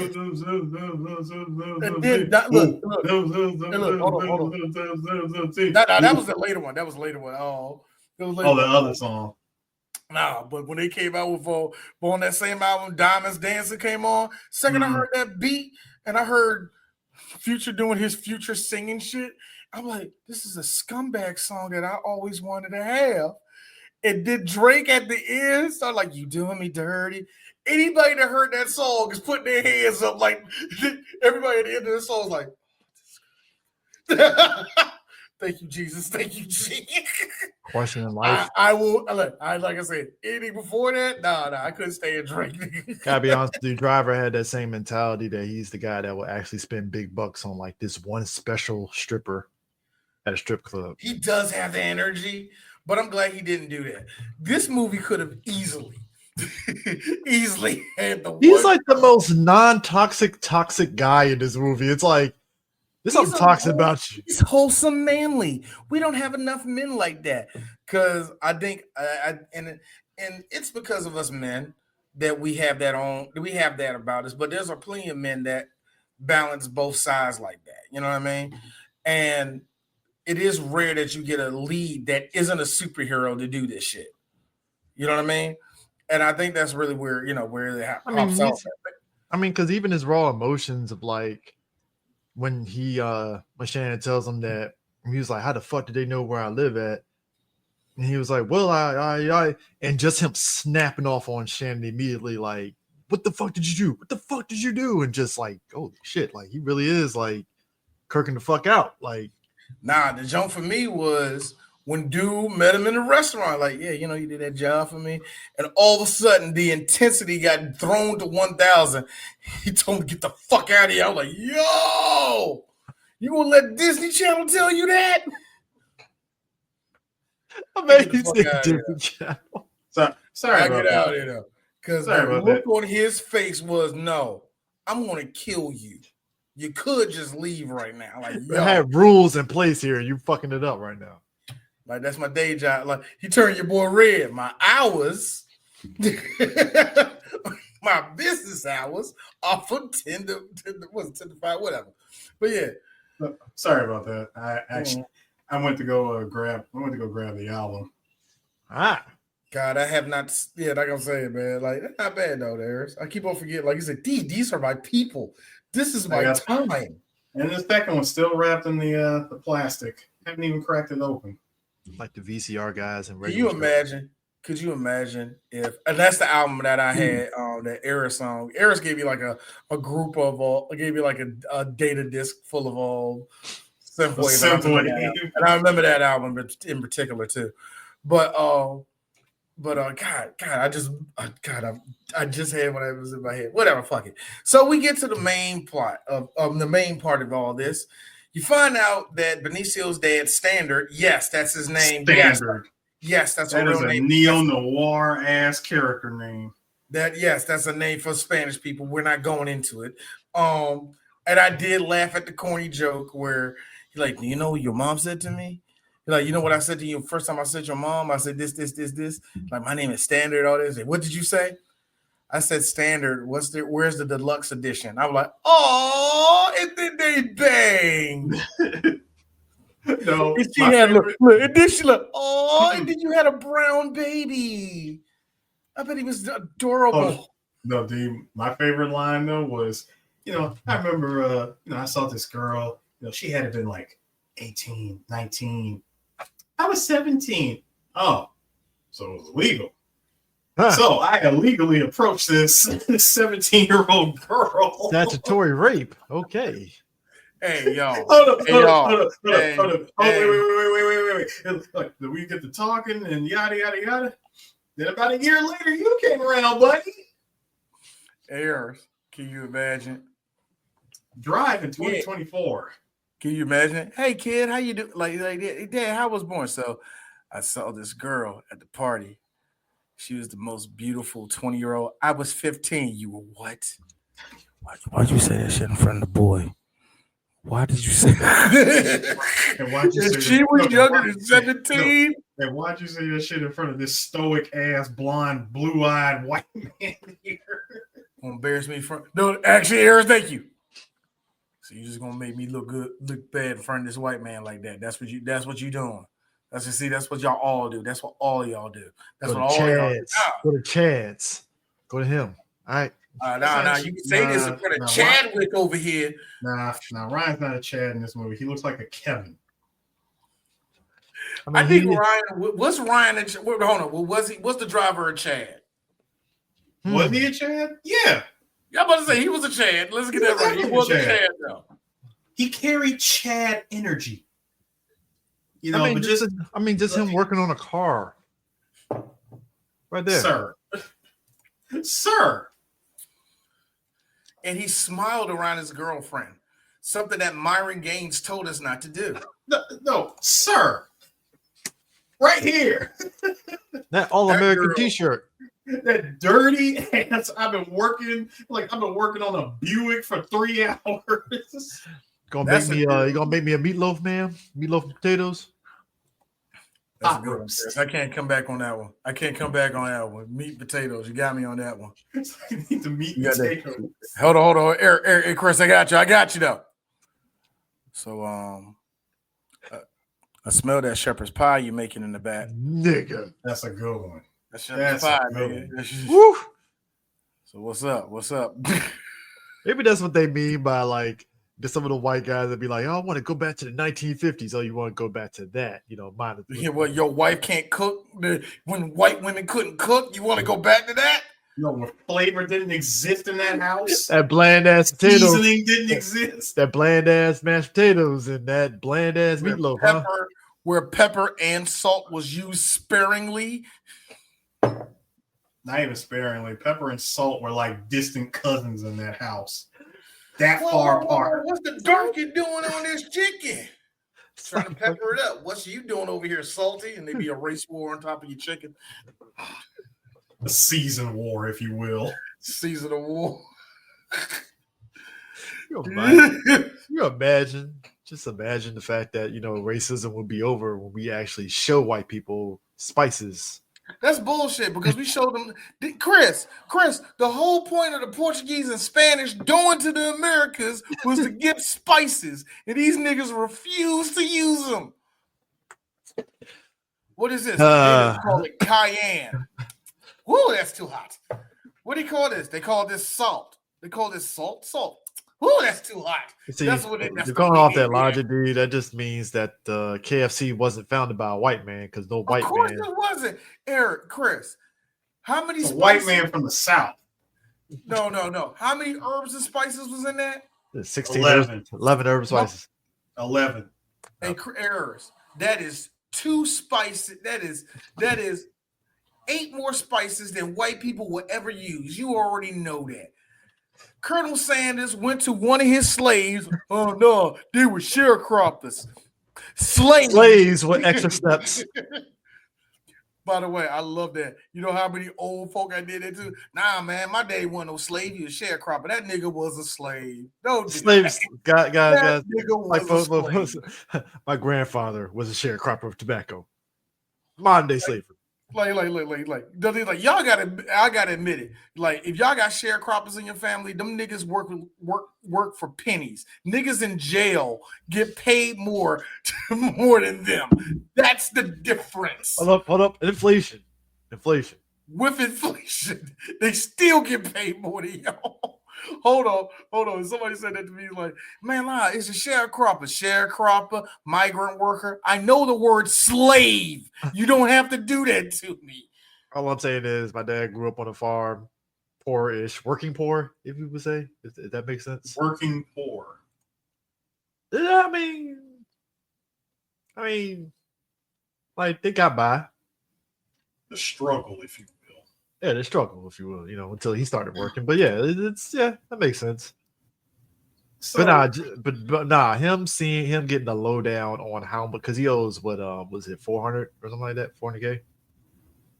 No, what it was when he first goes into prison, he heard it was $2,000. Then he comes out and goes, nah, it was actually 5. No, wait, it was 10. No, wait, I'm sorry, 15. Come to find out, I think it was like $40,000 or something like that. Yeah, and he had to go and pull a job robbing a pawn shop.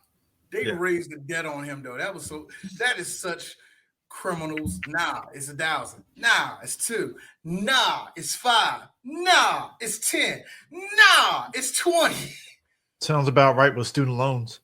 Hey Chris, keep Sally on. Mae gives 0 fucks.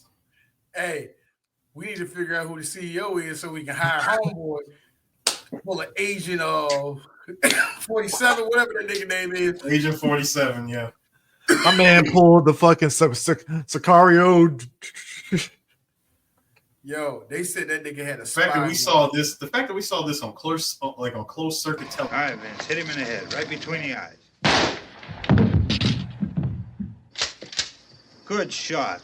Okay, he's dead. Let's go get him. That's another one for the fire. Folks, there are certain things in life. There are certain things in life that we can say we've experienced. I don't know if you guys remember this. There was an opposite end situation that happened. Hey, Chris, real quick. Mhm. When homie got shot in the back, you know what I said? You got a 4-bullet deductible, bro. Nah, dog. I don't think it's gonna cover. Nah, dog. That was some fucking casino. NYPD got the goddamn nerve.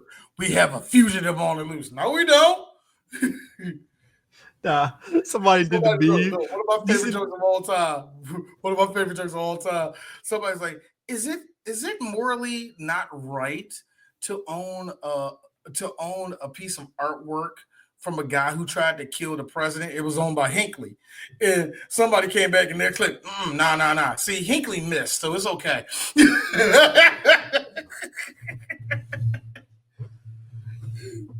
Anyway.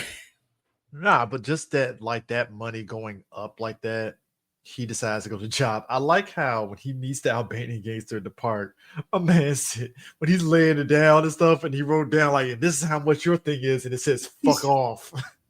Well, first he introduces Blanche, played by Christina Hendricks. Yes. So this is how much. Like this is how much she gets. Yes. This is how much white wife. Like this is how much she gets. This is how much. Like this is how much. Like freaking Standard gets, minus what that asshole owes me. Like, and this is what you get. Writes on his hand, "Fuck you." Like, fuck off. Hey, listen, Ryan, listen, straight face. Hey, listen. Okay. Listen. He This was is killing gonna it. get him off, though, Like, right? wait, hold up. He was killing it with that Michigan State tracksuit. I mean, he was until Hammer Time happened, and then. I mean, beautiful. So there's a little fun thing where everybody says, did Ryan Gosling talk in this movie? Yes. As you're seeing on the bottom, I said how many lines he actually had in his movie, which is 116, which is actually not a lot, to be honest with you. again, Christina probably only said at max 30 words before they killed her. Neo-noir movie is not super dialogue heavy. It's not at all. And I understand it. Of course, no noir some noir movies are heavy in dialogue. It matters what the setting is. It matters what the story is also. But yeah, noir is supposed to be mainly done off the emotions of people, and that's where Ryan Gosling kills it in this one, because his whole face tells a story every time. Like when we said he was in the cafe and he got mad, you can tell everything that was on his mind. Like, you don't want me to crack open this world of pain on you, Bro. He had that look. The fact Like, that he was I sitting want there, to loose everything upon you. the fact that he was sitting there minding his own business, and homeboy came up to him like, first of all, you're gonna approach me in this diner talking about some criminal activity, like in open airwaves in front of all these damn people. Dry snitching on himself. The camera, the way that camera did that sharp zoom in on him when he said, "How about this? You shut your mouth before I stop a hole in it and shut it for you." I mean, it was like, okay. Damn, young blood. All right. It was nice seeing you again. There's an intense white man. Stares and I'm just Ken. I'm cool, man. I'm cool. That's what he stirred in. We cool, man. So he decides to take on this job, and even I knew, and I'm pretty sure the driver knew, I'm gonna have to deal with this asshole later on. Mm-hmm. Okay. All right, let's go do this job because Standard wants me to help him. I mean, dude came to him like for help, and in a way you kind of owe him because you did take care, you did look after his family while you were in prison. Could have banged out his wife, but he didn't. Could have. You had all the every opportunity in the world. A moral code. So you had every opportunity in the world to slam that, but you didn't. You enjoyed the company of a mother and child. I mean, even when she slaps him later on, it's like that slap of like, I just want to. That is pure shit slapping like that. All the shit in the world was slapped out of Ryan when she. Let me say, look, give me the money if you want. You know, you can come with me. I can take care of you. And pop. And it was more of, I don't get to keep you. Mm-hmm. Yes. You're going to give me this whole rundown of, I got to be a man. You're about to get every ounce of this 100-pound slap I'm about to give you. It was on the same, it was on Eris. That was on the same level of Dennis Quaid's wife at Any Given Sunday when she slapped him like, motherfucker, you a quarterback. You don't get your ass up. Oh, man, the fuck up. So get out there and you better get out there and get this contract, rest of that contract. So he goes and does does the job. Driver being the driver, sitting in the back. Christina Hendricks comes out first with the money. Nope. Hey, D said it because I was looking the whole time the first time I seen this movie. So the twins ate out, huh, Christina? Nah. No. It's all good. Look, it's all good. I still love you, baby. Oh God, D's in love with her. Oh, Christina's my girl. I love her. Same time. Her, the pumps and all that stuff. Yeah. Mm-hmm. Yeah, there's a shot. There is a shot where she's coming out the jump with the pumps on. I'm like this. She has a very Look, hold on. Hey, Chris. It focuses on the lack of ass, but it's all right with D because I still love her. But here's the thing: it's that like the way this movie is shot and with the way some of the clothes the characters have on, she does give off that sort of like, I guess, 60s sort of like look. Hey, Eris, this look right there, that's the same look that Homegirl gave Tony and Tony. Oh yeah, in the freaking the Sunray Hotel. Oh, Martha, hello. My girl looked up, cut right back to the Western. Whoa! But when she was redoing that, I swear to God, we got to redo Scarface. I love that movie. Knowing that under that freaking pillow that she's resting, notice that the other arm was under the pillow. She is holding on to that Uzi. She got the ultra bulky on it. Because I know we know the twist, right? It's crazy looking at the Chrysler 300 that's just in that parking lot when they pull in and how much again, I forgot that part happened. So when they pulled in, I didn't even focus on it. No. See, I saw the Chrysler 300 show up. There goes D. Anyway, I saw the Chrysler 300 show up. What I didn't expect to see was your boy it was first the gunshot rang out. Everybody's looking intense, like, oh my God, what happened? What happened? Standard comes staggering out. I'm like, oh God. No, he didn't stagger out. He had backed up. And then as soon as he got 2 steps, he got shot in the neck. And no, that's what I was getting at. He gets grazed in the neck. I was like, come on, dude. You're right by the car. Just hurry up. Mayor shows up behind him. What the hell? My man pressed the A button to speed out of there and just. Nah, but when he noped out of that situation when he peeled out and that Chrysler 300 just peeled, I was like, oh shit! It was a trap. No, D has not been in no. I have not been in no shootout or okay. I've been around, but let me put it this way.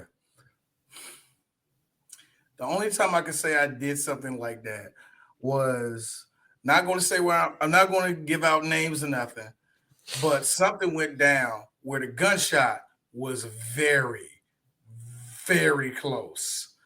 I hit the Ronaldo Ray. Nope. Hopped in the car. I swore.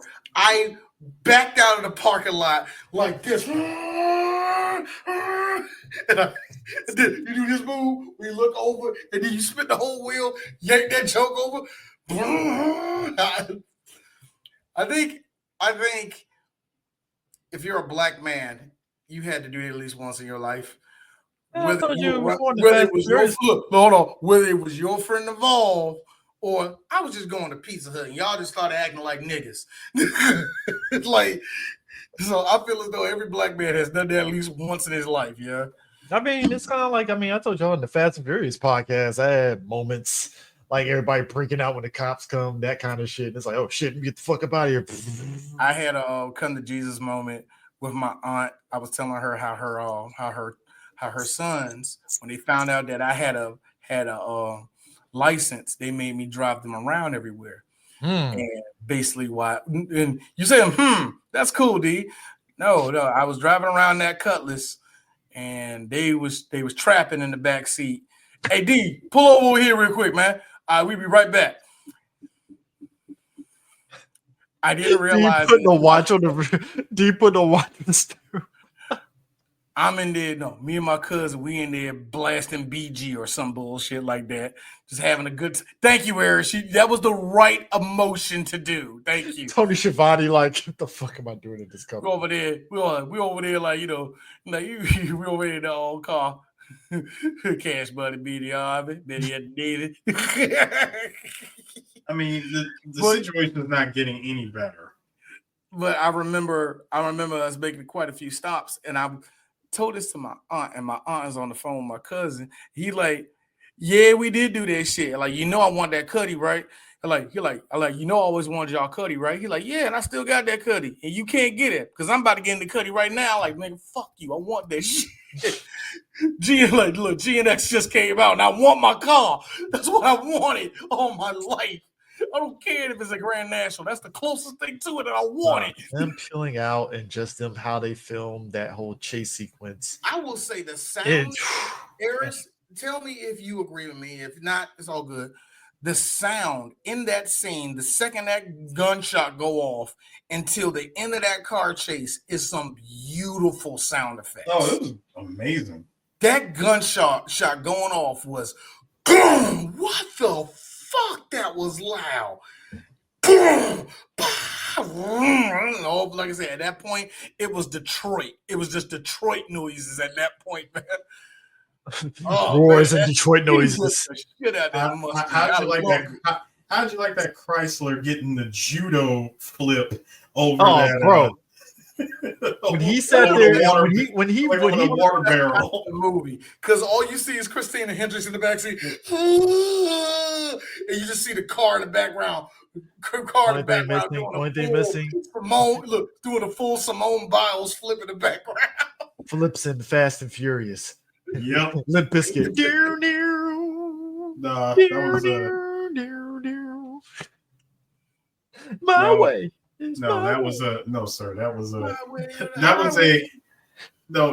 Chris. That was a I live my life a quarter mile at a time flip. Okay. That bison semi truck just. Yeah, we did it. Metallica and Ja Rule said Ryu Cyclops. It made the worst song. Nigga, ever. that was Zangief and like, I don't know, Hulk shaking hands or some shit. Don't put Rodden in this. Don't put Rodden in this. That was Zangief and Hulk shaking hands thinking that was going to work. And fuck no, it ain't. No, that was Kuma and Lee Chowland doing that. No, so you are not Ice Cube and Corn, all right? No. That was I'll tell you what that was. That was that Bayman. No. That was that famous picture. That was a famous picture of Mai and Chun-Li face to face, titty to titty. Yeah, doing this.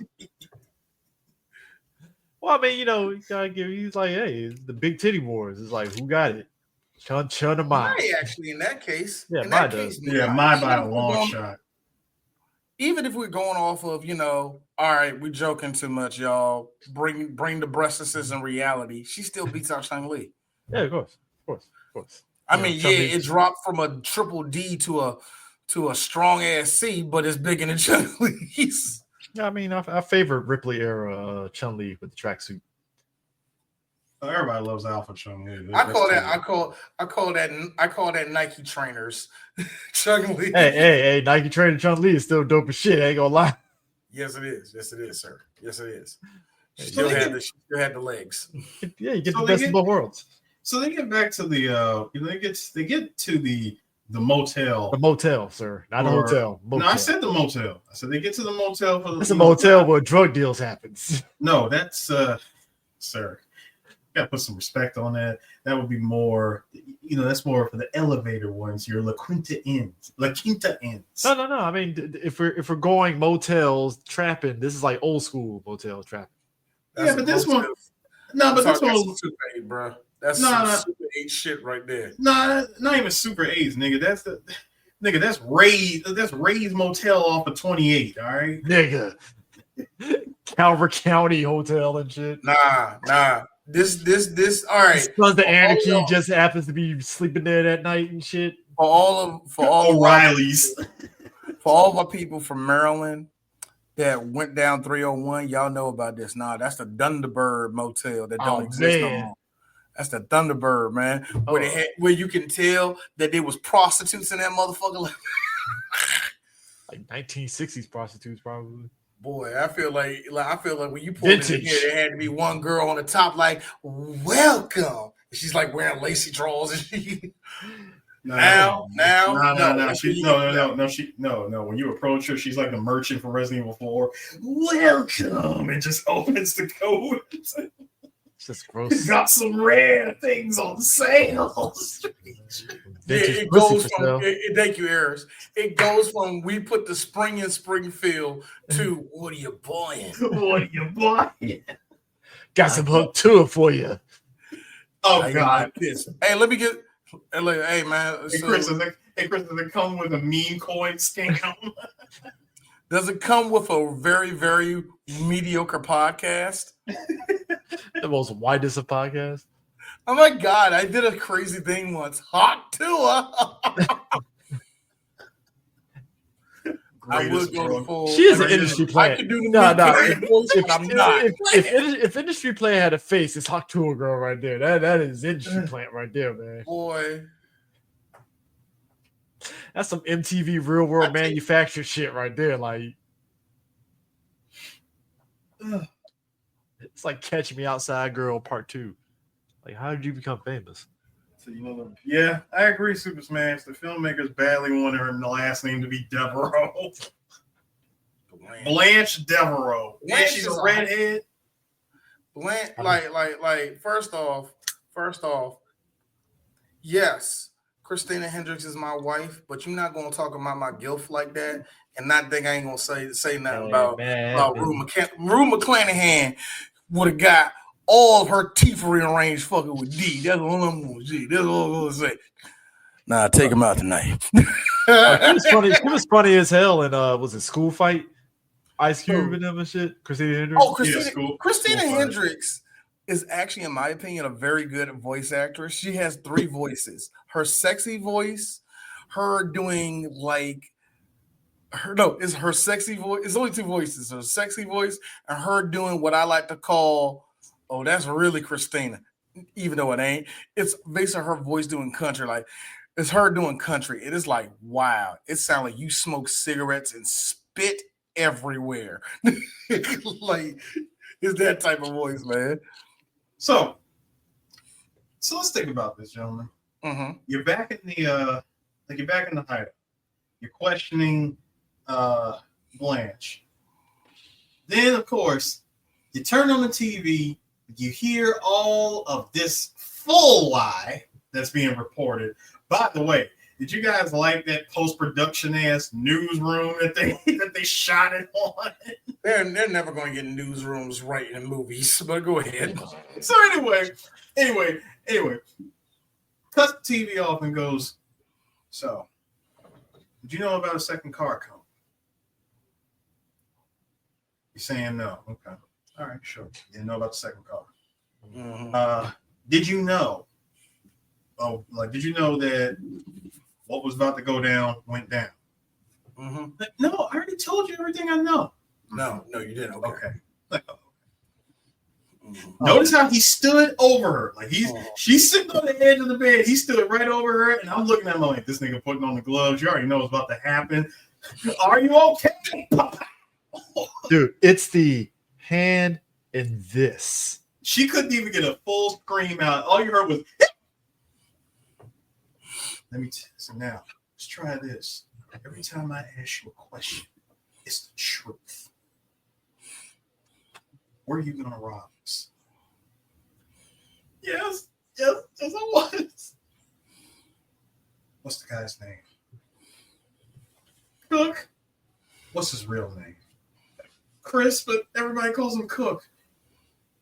Where can I find him? So he's like, okay, here's what's gonna happen. You're gonna take me there. Like, we'll clean yourself up. You know what? People don't realize that in the 80s and 90s, whenever they did the Lifetime battered wife movies and stuff, that's exactly how those white ass husbands be acting, like on some like get in the kitchen and cook tone and shit. Nah, it's a lot. You try to be respectful, but it comes off more disrespectful. It really does. No, when you point at the bathroom and say, "Go clean yourself up," That is some white man. I beat my wife. Shit, right there. I mean, the most diabolical of diabolical behavior. Now, granted, he was very fair in doing that because you almost got me killed. Like, what the fuck is going on here? He said, "Listen, a wife and child. Listen, you just made a kid lose his dad. You almost got us killed. You're lucky I don't kill you right here where you sit. So we're gonna go." So she goes in the bathroom and she tries to get herself fixed up and still crying and shit. Phone rings. It's like, hold up. Picks up the phone, looks at her. In the shadow. Bro, that shadow from the front window.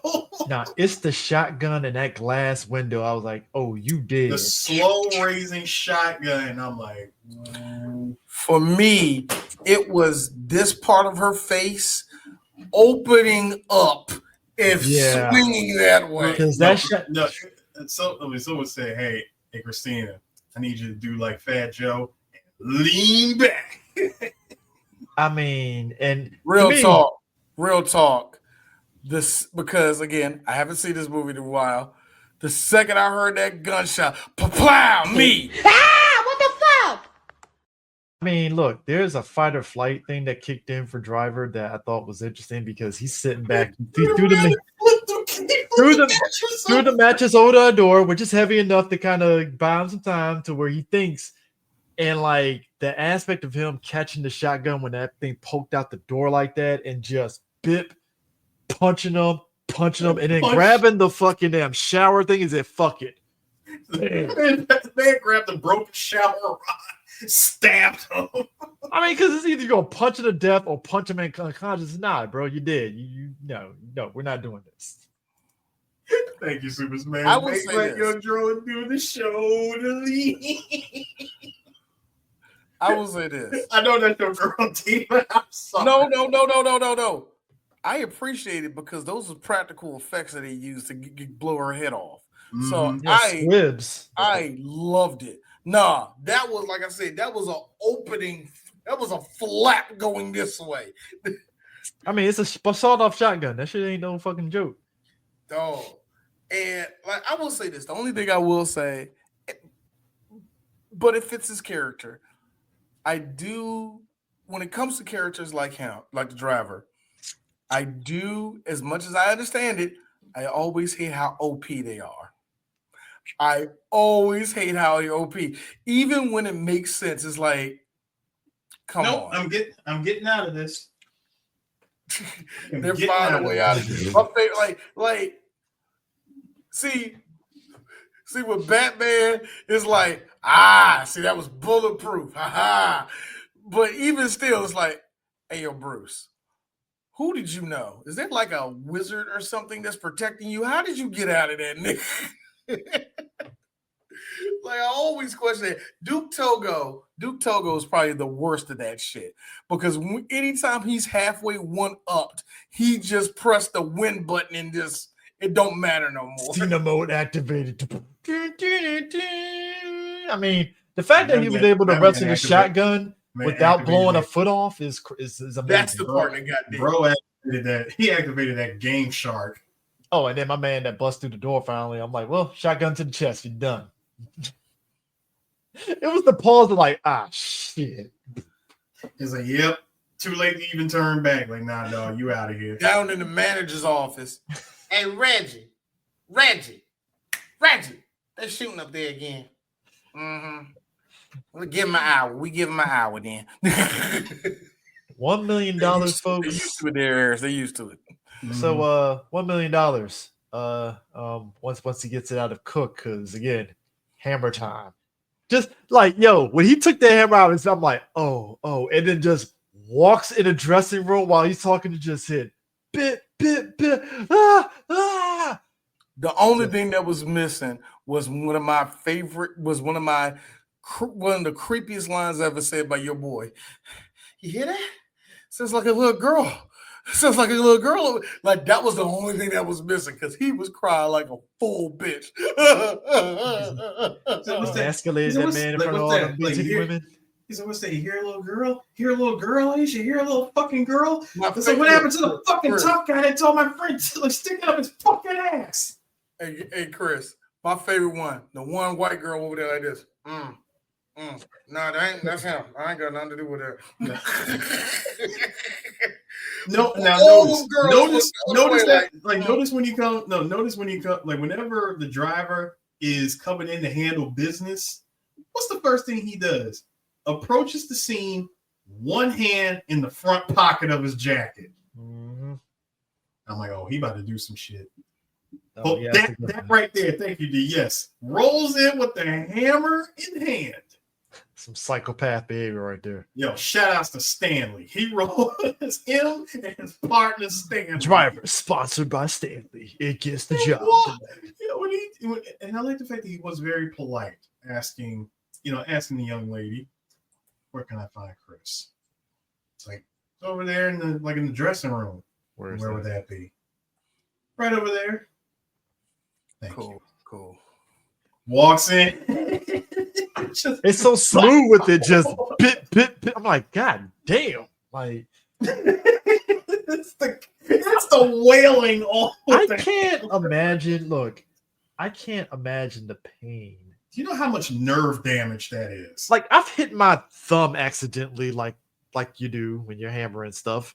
That hurts. It's a pain for like about 3 hours. Just like Your hand having your hand get hit that many times with a hammer, it's like looking at a life bar in Resident Evil. You go from fine to danger off of 3 hits. It's called rage art, sir.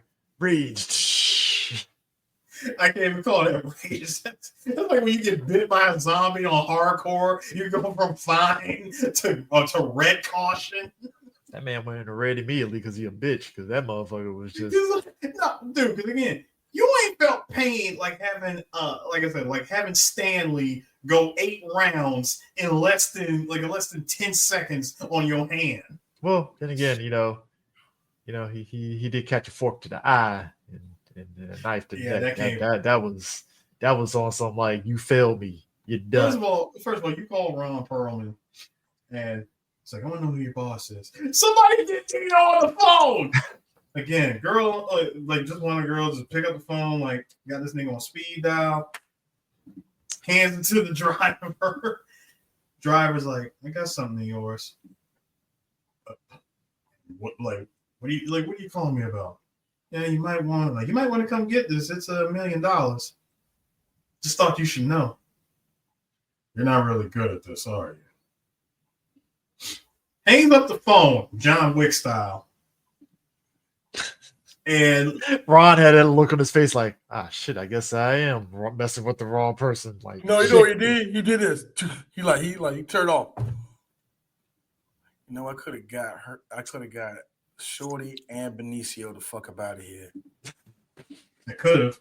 Could have. You did. Walk out of here. They probably thought I was dead. All right, whatever. All right, see. All right, here's the first thing we're gonna do. Let's find out the first thing we need to know about this guy, and that's when the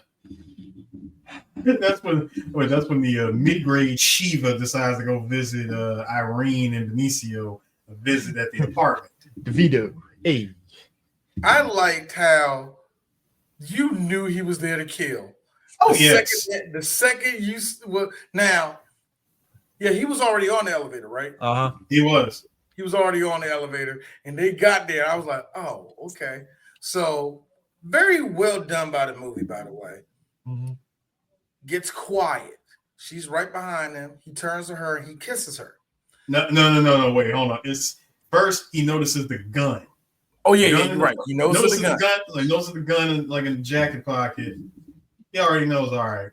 It's when you see the motion. Yeah, thank you, Chris. That slow moving of the arm puts her in the back corner. Man, it's such a gentleman. Goes in for the full kiss. Like, okay, listen, I'm about to do something that's going to be quite traumatizing to you. It's the most Clark Gable gone with the weird ass shit. Chris, y'all, he kissed her, and as soon as he turned around,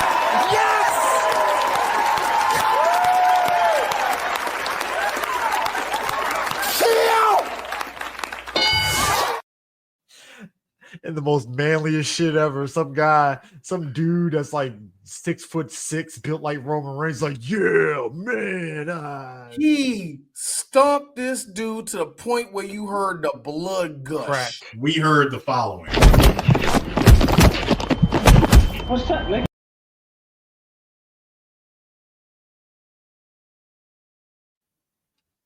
This man got the welcome to the family son treatment.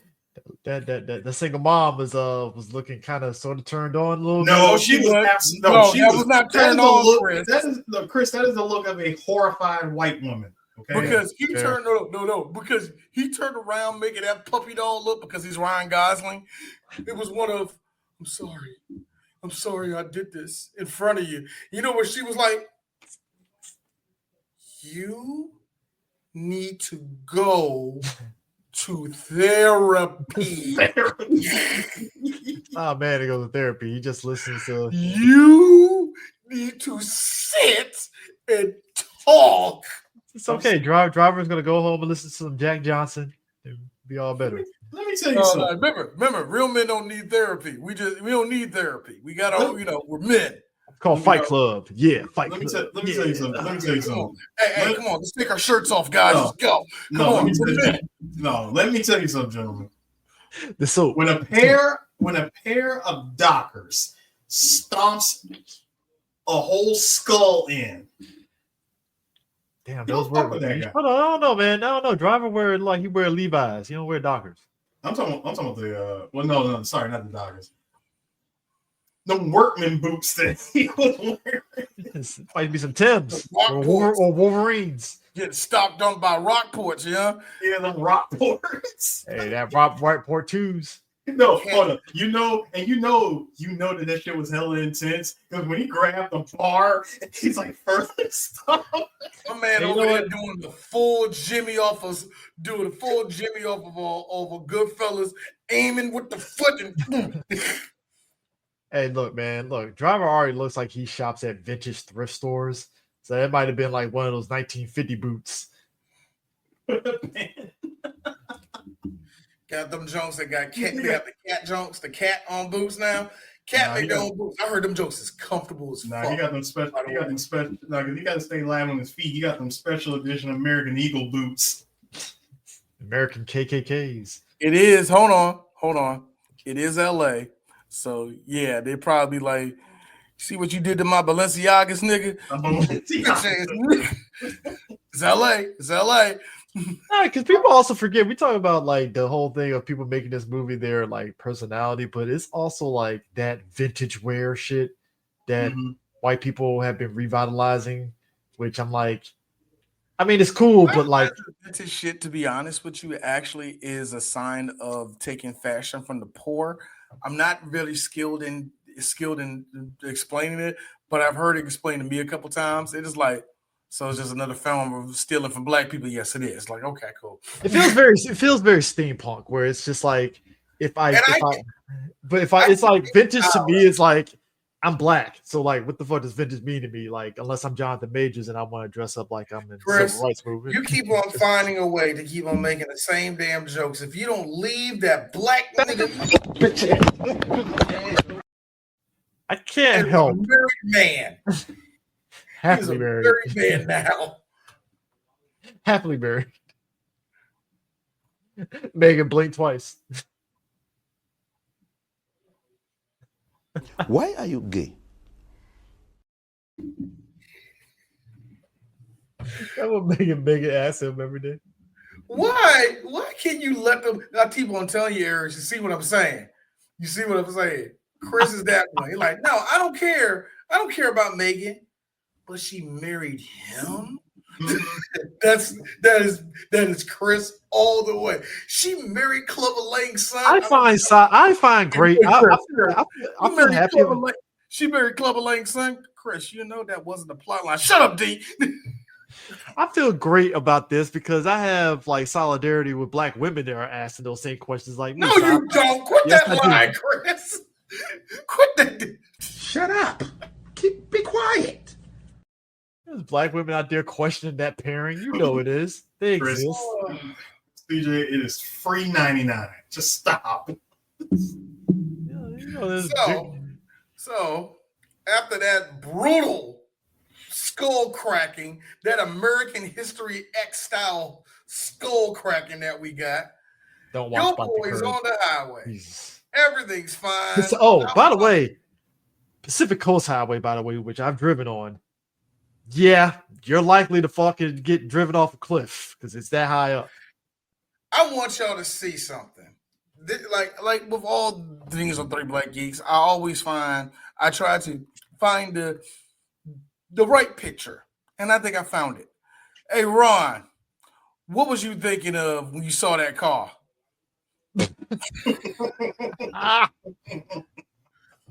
That's a motherfucker that knew he was about to die. Nigga got drowned in the ocean. This is the way I'm going out, huh? Nigga got drowned in the ocean. Like, god damn. Well, no. Actually, according to the driver. According to the driver, he didn't make it across the river. What did you do? Also, by the way, you know what works for me? Not only did he drown the nigga, but he did it with the rubber mask on. Yes. That was the coolest part. Imagine if you real. You're drowning, and all you see is that weird mascot that was in Scarface that came out trying to do that's what that was to me. You get your ass kicked by that nigga. Look, what is happening? The visuals of him rolling up to that fucking Italian restaurant and poking and just watching everybody partying and snorting coke and all that and shit and stuff. I'm like, all right. Because prior to that, remember, the driver actually went back to Bryan Cranston. Oh yeah, that's right. In case you forgot, people, Bryan Cranston's still in this movie. Yeah. See, this is what happens when you're working on a movie while you're working on an Oscar award-winning TV show at the same time. Mm-hmm. So that's how you notice that he's not really in the movie all that much. When he confronts him and tells him, "How did they know where the hell I lived? How did they know about Irene?" Because after he had got away with the money, he didn't try to tell Shannon much about what went down. But you notice that the only question that Shannon kept asking was, "How much was it? How much money was it?" I'm just saying, man. Out of all of the robberies that you had to be a part of, you had to be a part of this one. I mean, it was like the most happenstance of happenstance. Yeah. So when he tells him, "Look, fine, I'll deal with it. I'll take care of it." He approaches him and he asks him, "How the hell do they know where I live? How the hell do they know? Like, did you say anything about Irene? Because they knew everything." I'm willing to bet, Shannon, yeah, you sung like a damn canary about the shit, thinking that things were going to go one way. Yeah, because it's here's the thing: them stealing from the East Mob. It's a scenario where they had to pretty much go scorch earth and kill everybody involved. Bear in mind, Al Brooks' character, he did not know anything about the East Mob rock. Oh, he was pissed off at him for doing that shit. Like, dude, come to me before you do this bullshit. The fuck? Like, come on. He's like, you know what? You could have just left the driver alone. We had an investment. Oh, by the way, how'd you guys like that that non-existent plot point where he was going to be a driver with NASCAR, with yeah, that $300,000 NASCAR? That man went was over there nowhere. he was gonna be in the fucking He was damn. like- He was gonna he be was in them like, I little. always What's wanted to it? have my name on the side of a car like this. I'm like this. Oh yeah, that was a plot line. He's gonna be part of the league. That's a plot line that they did not have enough in the budget to explore. So Now, there's one thing that we didn't mention. Hold on, Eris. There's one thing that we didn't mention about Bryan Cranston. We mentioned that, yeah, he had a limp. The reason why is because they broke this nigga's pelvis years ago. Yeah. He ain't been right since then. So when it gave Bryan Cranston the thing like, can I add a limp for this guy? No, Brian, you don't have to. I'm gonna add a limp for him. All right, cool. All right, Brian. It's all right. They lose me after the. So what's your next scene, Brian? Oh, they actually lose me after the straight razor. Like all of a sudden, like him and the Al was talking so you want to are we going to do that scene tomorrow? Yeah, we got to do it tomorrow. I got to fly out and actually be somewhere else for it, but yeah, we can do that tomorrow. You want to run over lines now? I actually got to drive back to Albuquerque around 10 o'clock tonight, so let's go ahead and run through the lines one more time. Are you going to be recording tomorrow? No, it's the end of the week. I just want to get there early. You know, me and Vince, we got a meeting, and I just want to make sure we got everything. Like we're in for a table reading. I got to be there for a table. No. Hey, look, we're joking about this, but no, that's how Brian was because he was dead super serious about doing Breaking Bad like that. He was like really into everything. He didn't write for the show, but he wrote his own lines for every now and then for Walter. So of course he's going to be a part of every step of that shit. But whatever. So but back to the restaurant when freaking Bernie goes for the knife and fork and stabs homeboy in the eye and then stabs him in the neck. I'm like, yeah, that's definitely a telling sign of not only did you fuck up, but this shit could have been absolutely avoided. When he looks back at Ron Perlman and says, "Now it's your turn to clean up the mess." I mean, that's good old mob. That's all good old clean up your mess mob talk for you, the one that fucked up. Yeah, there's nothing you can say or do that's gonna tell me otherwise. So, I mean, I like the honesty of it though, because it's like, yeah, it don't matter what I do. I already know what the deal is, so let's cut the bullshit. Ron Perlman gets taken out, and you already know after the driver confronted Shannon, and he told Shannon straight up, like, look, get out of town. I need you to just leave. Do not come back. You do not come back ever. Lost your LA privileges. No, Brian. Like, hey, Brian. When he told you to leave,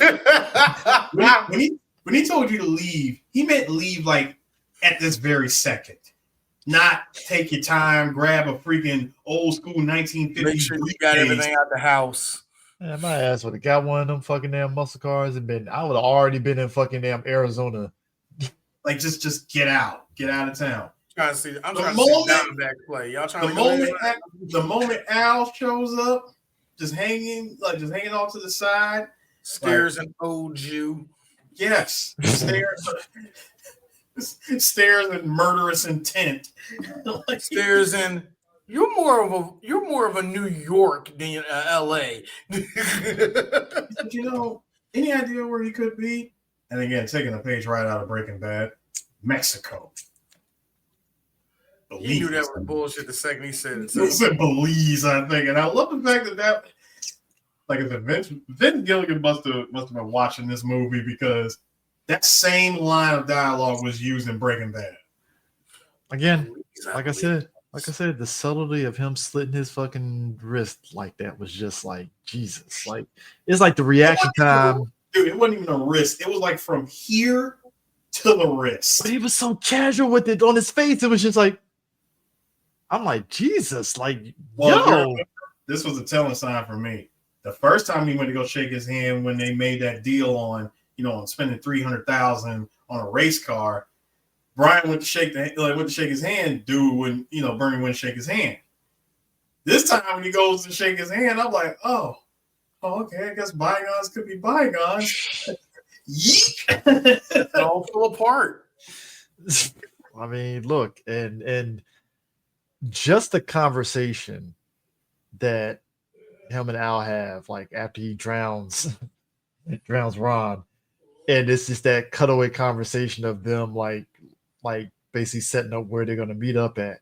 And it's like, I mean, it's just like obviously they both plotting on how they're gonna kill the other. It's just a case of like how they're gonna do it. How and when, no bullshit. It's like I'm like, all right. First, I'm thinking, hey, I could just take the money and fuck off.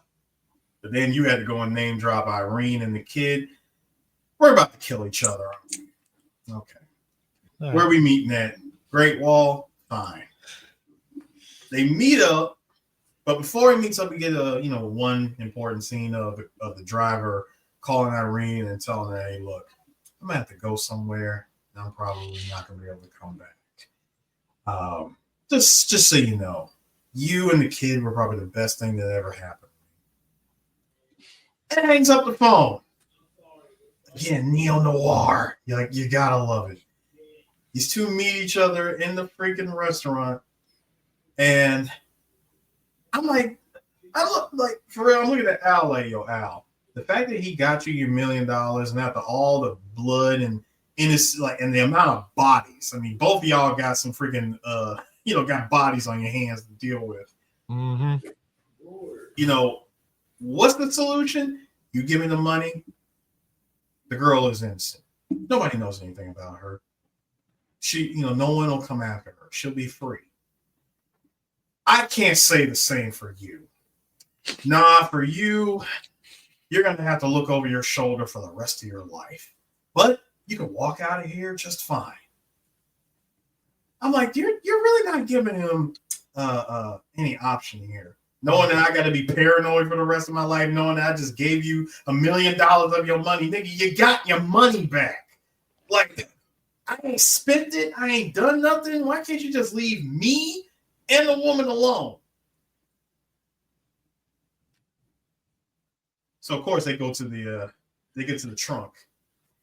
And, oh, yeah, the driver gets stabbed. And this is when I have to question, so just how superhuman are you? Because you took that stabbing and you sat in that car for a good minute. It was still, it wasn't even golden hour yet. And you sat there until nightfall and then decided to drive. I mean, I still like the whole, he stabs the other guy. In the middle of the day, though. Yeah, in the middle of the day. I'm like, dude, the fact that you stabbed him up and left the cash. I mean, I would have took some with me. Maybe he did take some. No, he did not. I don't think he did. I will. Like, he didn't take none of that. He didn't take none of it. Wow. I will now, real quick. I just got to say this one thing because I was looking it up because I hate saying somebody's Jewish and they're not Jewish. I looked up Al Brooks and he is Jewish. You want to know his real last name? His real last name is Einstein. Of course it is. Of course it is. In other words, his name is Albert Einstein. Yep, Einstein. Albert Lawrence Einstein. You Al Brooks. I know what he saw. Mel Brooks. Mel Brooks is Jewish. My last name is Brooks. Yeah, let's go with that. And I did say you seem more of a New York than an LA. No, he's an LA Jew. So I got it wrong. See, I want to make sure. I just wanted to make sure. Hey, he's in that Gary Shandling, fucking Curb Your Enthusiasm dude. Yeah, Larry David's pure New York. Well, actually, hold on. I gotta check that out too. I don't want to be wrong with that. But nah, this movie with him driving at the end and stuff, everybody presumed he must have died or I don't think he died. He didn't die. I don't think he died. He just kept driving. Where the open ending question is for me is where's he going off to? What's going to be his life from here on out? Mexico. And it's like to his next adventure. That's what I'm saying. Where's it going to go at? Does it matter? Probably not because there's never going to be a sequel. Oh yeah, this is one of those movies that don't deserve a sequel. Like I don't want to see them remake something like this until about 2050. We're gonna Not remake even- Drive, and I'm like, Like I just wanted to make it. be a minute before they remake this movie. I mean, yeah. Yeah, I mean, and this the story was simple enough. Yeah, it didn't need to be. It didn't need to be difficult. I think it was the cinematography and the neo noir, like you said, nature of it, and stuff, and just the visuals and the vintage, and all that stuff, and then Gosling playing a character that again exhibits manliness, and there you go, perfect recipe of, and also film snobs pretty much being up their own ass with this movie. This movie And I love this movie, but it's kind like, of made man, you want to be snobbish about. See, there's always it's one like thing. pinky in the air snob. Like, Put it this way: if all three of us were snobbish with Gladiator 2, they will run us out of the fucking building. But being snobbish with this, have you seen this shit? This shit is beautiful. Have you seen, like, dude, have you heard the sounds in this movie? The Foley artist was on point. Like, that tells you something, man. This whole movie you can tell that this movie had a lot of love and a lot of people really, like, you can tell that the cast dug the story. They really wanted to make it the best way they could. And you took it. The one thing I do like about, like, we can always say that movies are oversaturated with certain things and all the rest of that. It's always going to be a thing. It's when you can take a step back and look at the art and the actual art that was being made at that time. This is just one of those movies. Is it a 10 out of 10? But is it really good? It's very fucking good. The movie got it got a standing ovation at the film festival. It deserves it too. It deserves it too, because when you can see the effort put into a movie like this, is lovely, man. I really do like this movie, man. This is one of the movies where, if I never told you, Eris, I'm telling you now. I'm glad you made me watch this. Man. If I never told you that, I'm glad you made me watch this movie. I do question when I would have eventually watched it, but I'm glad that when it came out, you was like, okay, Ryan Gosling, shut up, D. Let me talk to you. Let him cook, man. Let him cook. Because here's the thing, because Ryan Gosling, Zac Efron. What's this movie about? Hey, Zac Efron is the Disney guy I like. Zac Efron. Zac is the Disney guy, because I remember the first time Zac showed up in High School Musical. Yes, I watched it. It was fucking terrible. I actually sat down and watched it when it came out. I had to. Corbin Bleu. You didn't like Zac Efron telling you to bet on it. I watched it high. It was hilarious too, because the movie was terrible, right? Do you find it funny that? But here's the funny thing, though. When I got to the end of it, I said this and I meant it. That dude's going to be a star. And I fucking mean it. I actually like you. What's your name? Zac Efron. You're going to be a star, bro. This movie's ass. If he doesn't come out of this whole Disney era and become a star, he's going to be shit. I'm glad. I'm watching Iron Claw was like, my nigga made it. I'm dead serious. I'm like, yes. Meanwhile, Corbin Bleu has the career of Robert Richard. So. No, Corbin Bleu wishes he had the Robert Richard career. Yeah, disappointed Corbin Bleu didn't hit the Chitlin circuit as the Hallmark Christmas movies. Was Robert a Nick kid or Disney kid? It was Nick kid. Nickelodeon. I thought so. Okay, just had to make sure. I thought I seen part of that all that age bracket at that time with Kenan Thompson and them and shit. Now here's the thing. Oh, I know Omar Gooding. Omar Gooding wasn't a Disney kid. He was just a Hollywood kid. He was also Nickelodeon, Hollywood kid, right? Hollywood, but if you want to put him on the kids, it would be Nickelodeon and Disney, because Smart Guy and Wild. That's why I say it's a little bit of both. That's why I say Hollywood kid, because his dad was already in the entertainment business. Of course, his older brother. Yeah. So it's funny that we said that. Like, all right, what about Jason Weaving, Disney kid? We said that right off the break. You know what I mean? So Omar's like, Hollywood. Here's the crazy part. And then you got that one batch of kids that are black that weren't Disney or Nickelodeon kids. What were they? Cosby kids. UPN kids. Cosby kids. The kids that came out of the Bill Cosby tree. There was a bunch of them. Remember that? Yeah. Bumper Robinson was one of them. Bumper Robinson, Lisa Bonet, all of them was out of that tree of Bill Cosby. Bill Cosby was that, yeah. As like I said, as much as I don't like him, do you see what this nigga did for us? Not this though, because I always sit there and say different, because people don't really buy into the whole. Well, some people, ignorant people, I would say, don't buy into like racial dynamics. I sit there and ask myself, like, could this work with a black character? I don't think. Sadly, yeah, you could, but it would have to be a different type of story. Yeah, I was saying I feel the dynamics would change. I really truly believe you could make a manly ass black man type of story and it works, but I always feel when you do that, it gets fucked over. So I'll stop you right there.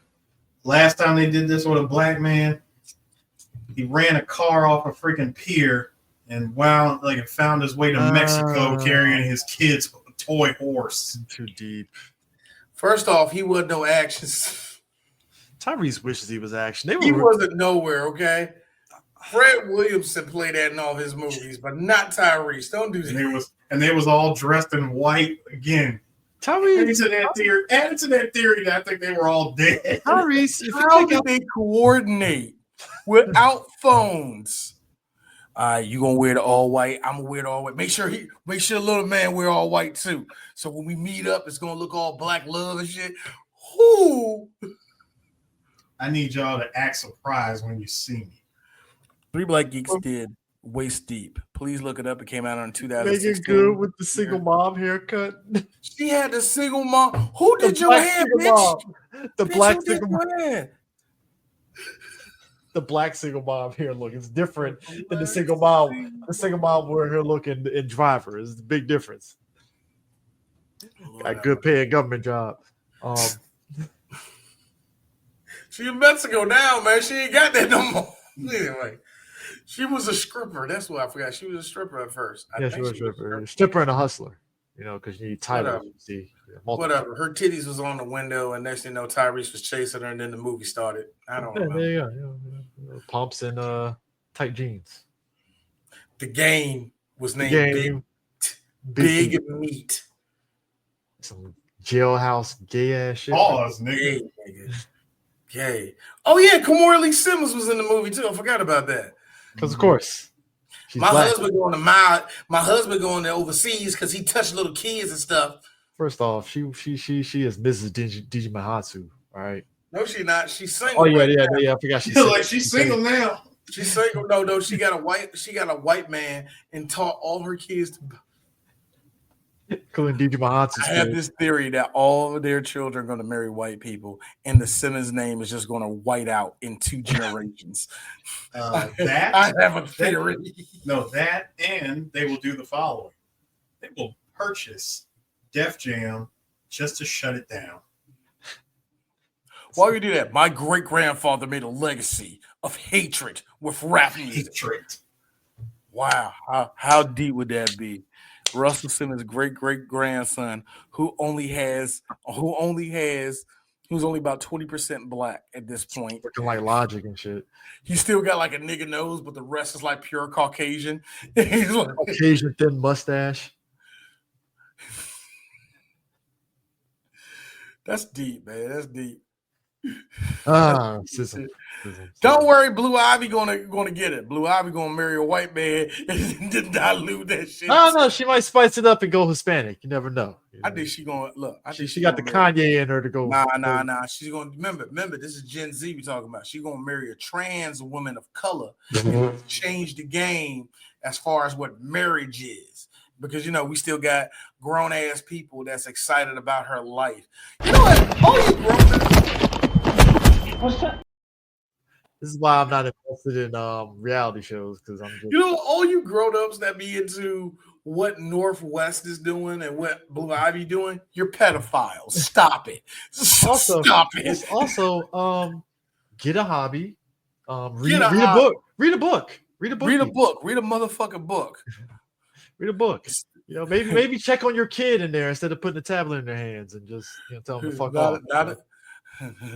Not a magazine, not the internet, a book, nigga. A fucking book, nigga. Encyclopedia, the things that A, B, C, alphabetical order, that kind of. You know how we always say we're deodorant, nigga?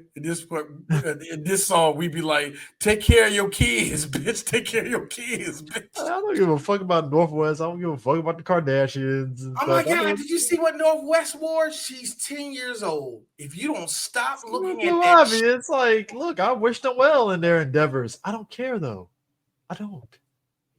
I don't care. No. I'm full Michael Jordan. Fuck them kids, nigga.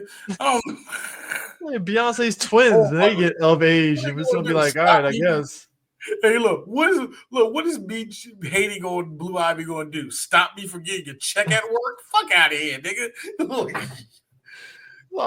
That's why I was mad at that fucking Rockefeller brunch. I'm like, you mean to tell me it's a brunch and motherfuckers don't even be eating brunch? They're just excited to be there. Lil Uzi Vert was probably the only person that ate food. Like, man, this food banging. Y'all ain't eating? See, that's Uzi. That's Uzi still being a ghetto nigga to hear. I ain't this shit. Some good ass bacon. Look, this move. Shit, I want to eat this motherfucker. I think Tyler. Uzi. Canadian bacon, but shit, all right. Oh man, I wonder what Uzi doing at the motherfucking cheese. Bet he cheese and he just didn't know it was that good. Now this some good ass cheese. I bet he gonna start slapping the living shit out of everybody. You didn't tell me the cheese was good. Just seeing Uzi slap the shit out of him.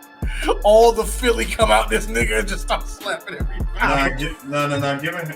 Given Uzi's height, he leaped and slapped the shit out of somebody. That's actually what I'm seeing. No errors. What I see is him hopping on the table, doing the crouching over there. Why y'all tell me the cheese good? Shut your ass up. Bobby Eubanks looking motherfucker. She told me how good cheese was.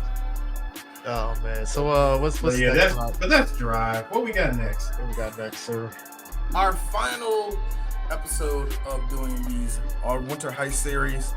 Our final episode is a movie that we have been hyping up since, actually, no bullshit, the inception of 3 Black Geeks, a movie that we wanted to do for years, and I'm actually finally glad that we are mature enough, number one. Number two, that we are seasoned as critics to do it, and number three, we were alive when this shit went down. We are talking about the underrated classic, 3 Kings, and this will be our first, hear me, our first George Clooney movie. And Spike Jones. Jones, I think we had to do something else with Spike Jones, but it might be our first Spike Jones movie. Second Marky Mark movie, or third Marky Mark movie. But of course, Marky Mark is in it. We already done Marky Mark before. My dude I admired when I was a kid, I think a lot of us admired when we was a kid, Ice Cube. And also, this is the movie that first introduced the term Dune Coon for me. I didn't know that was a slur until I heard it in this movie. So yeah, we're finally doing 3 Kings. And it was a movie, like I said, again, a movie that me and Chris always talk about because you had to be alive for Desert Storm. Oh yeah. You had to be alive. And then to tack on this story that happened. Now, it's partially true. Not all, you know what I'm saying? It's partially true. But to tack on this story during all that shit, during that war, yeah, it makes, yeah. So anyway, our next movie, we taking Saddam's gold, nigga. Yeah.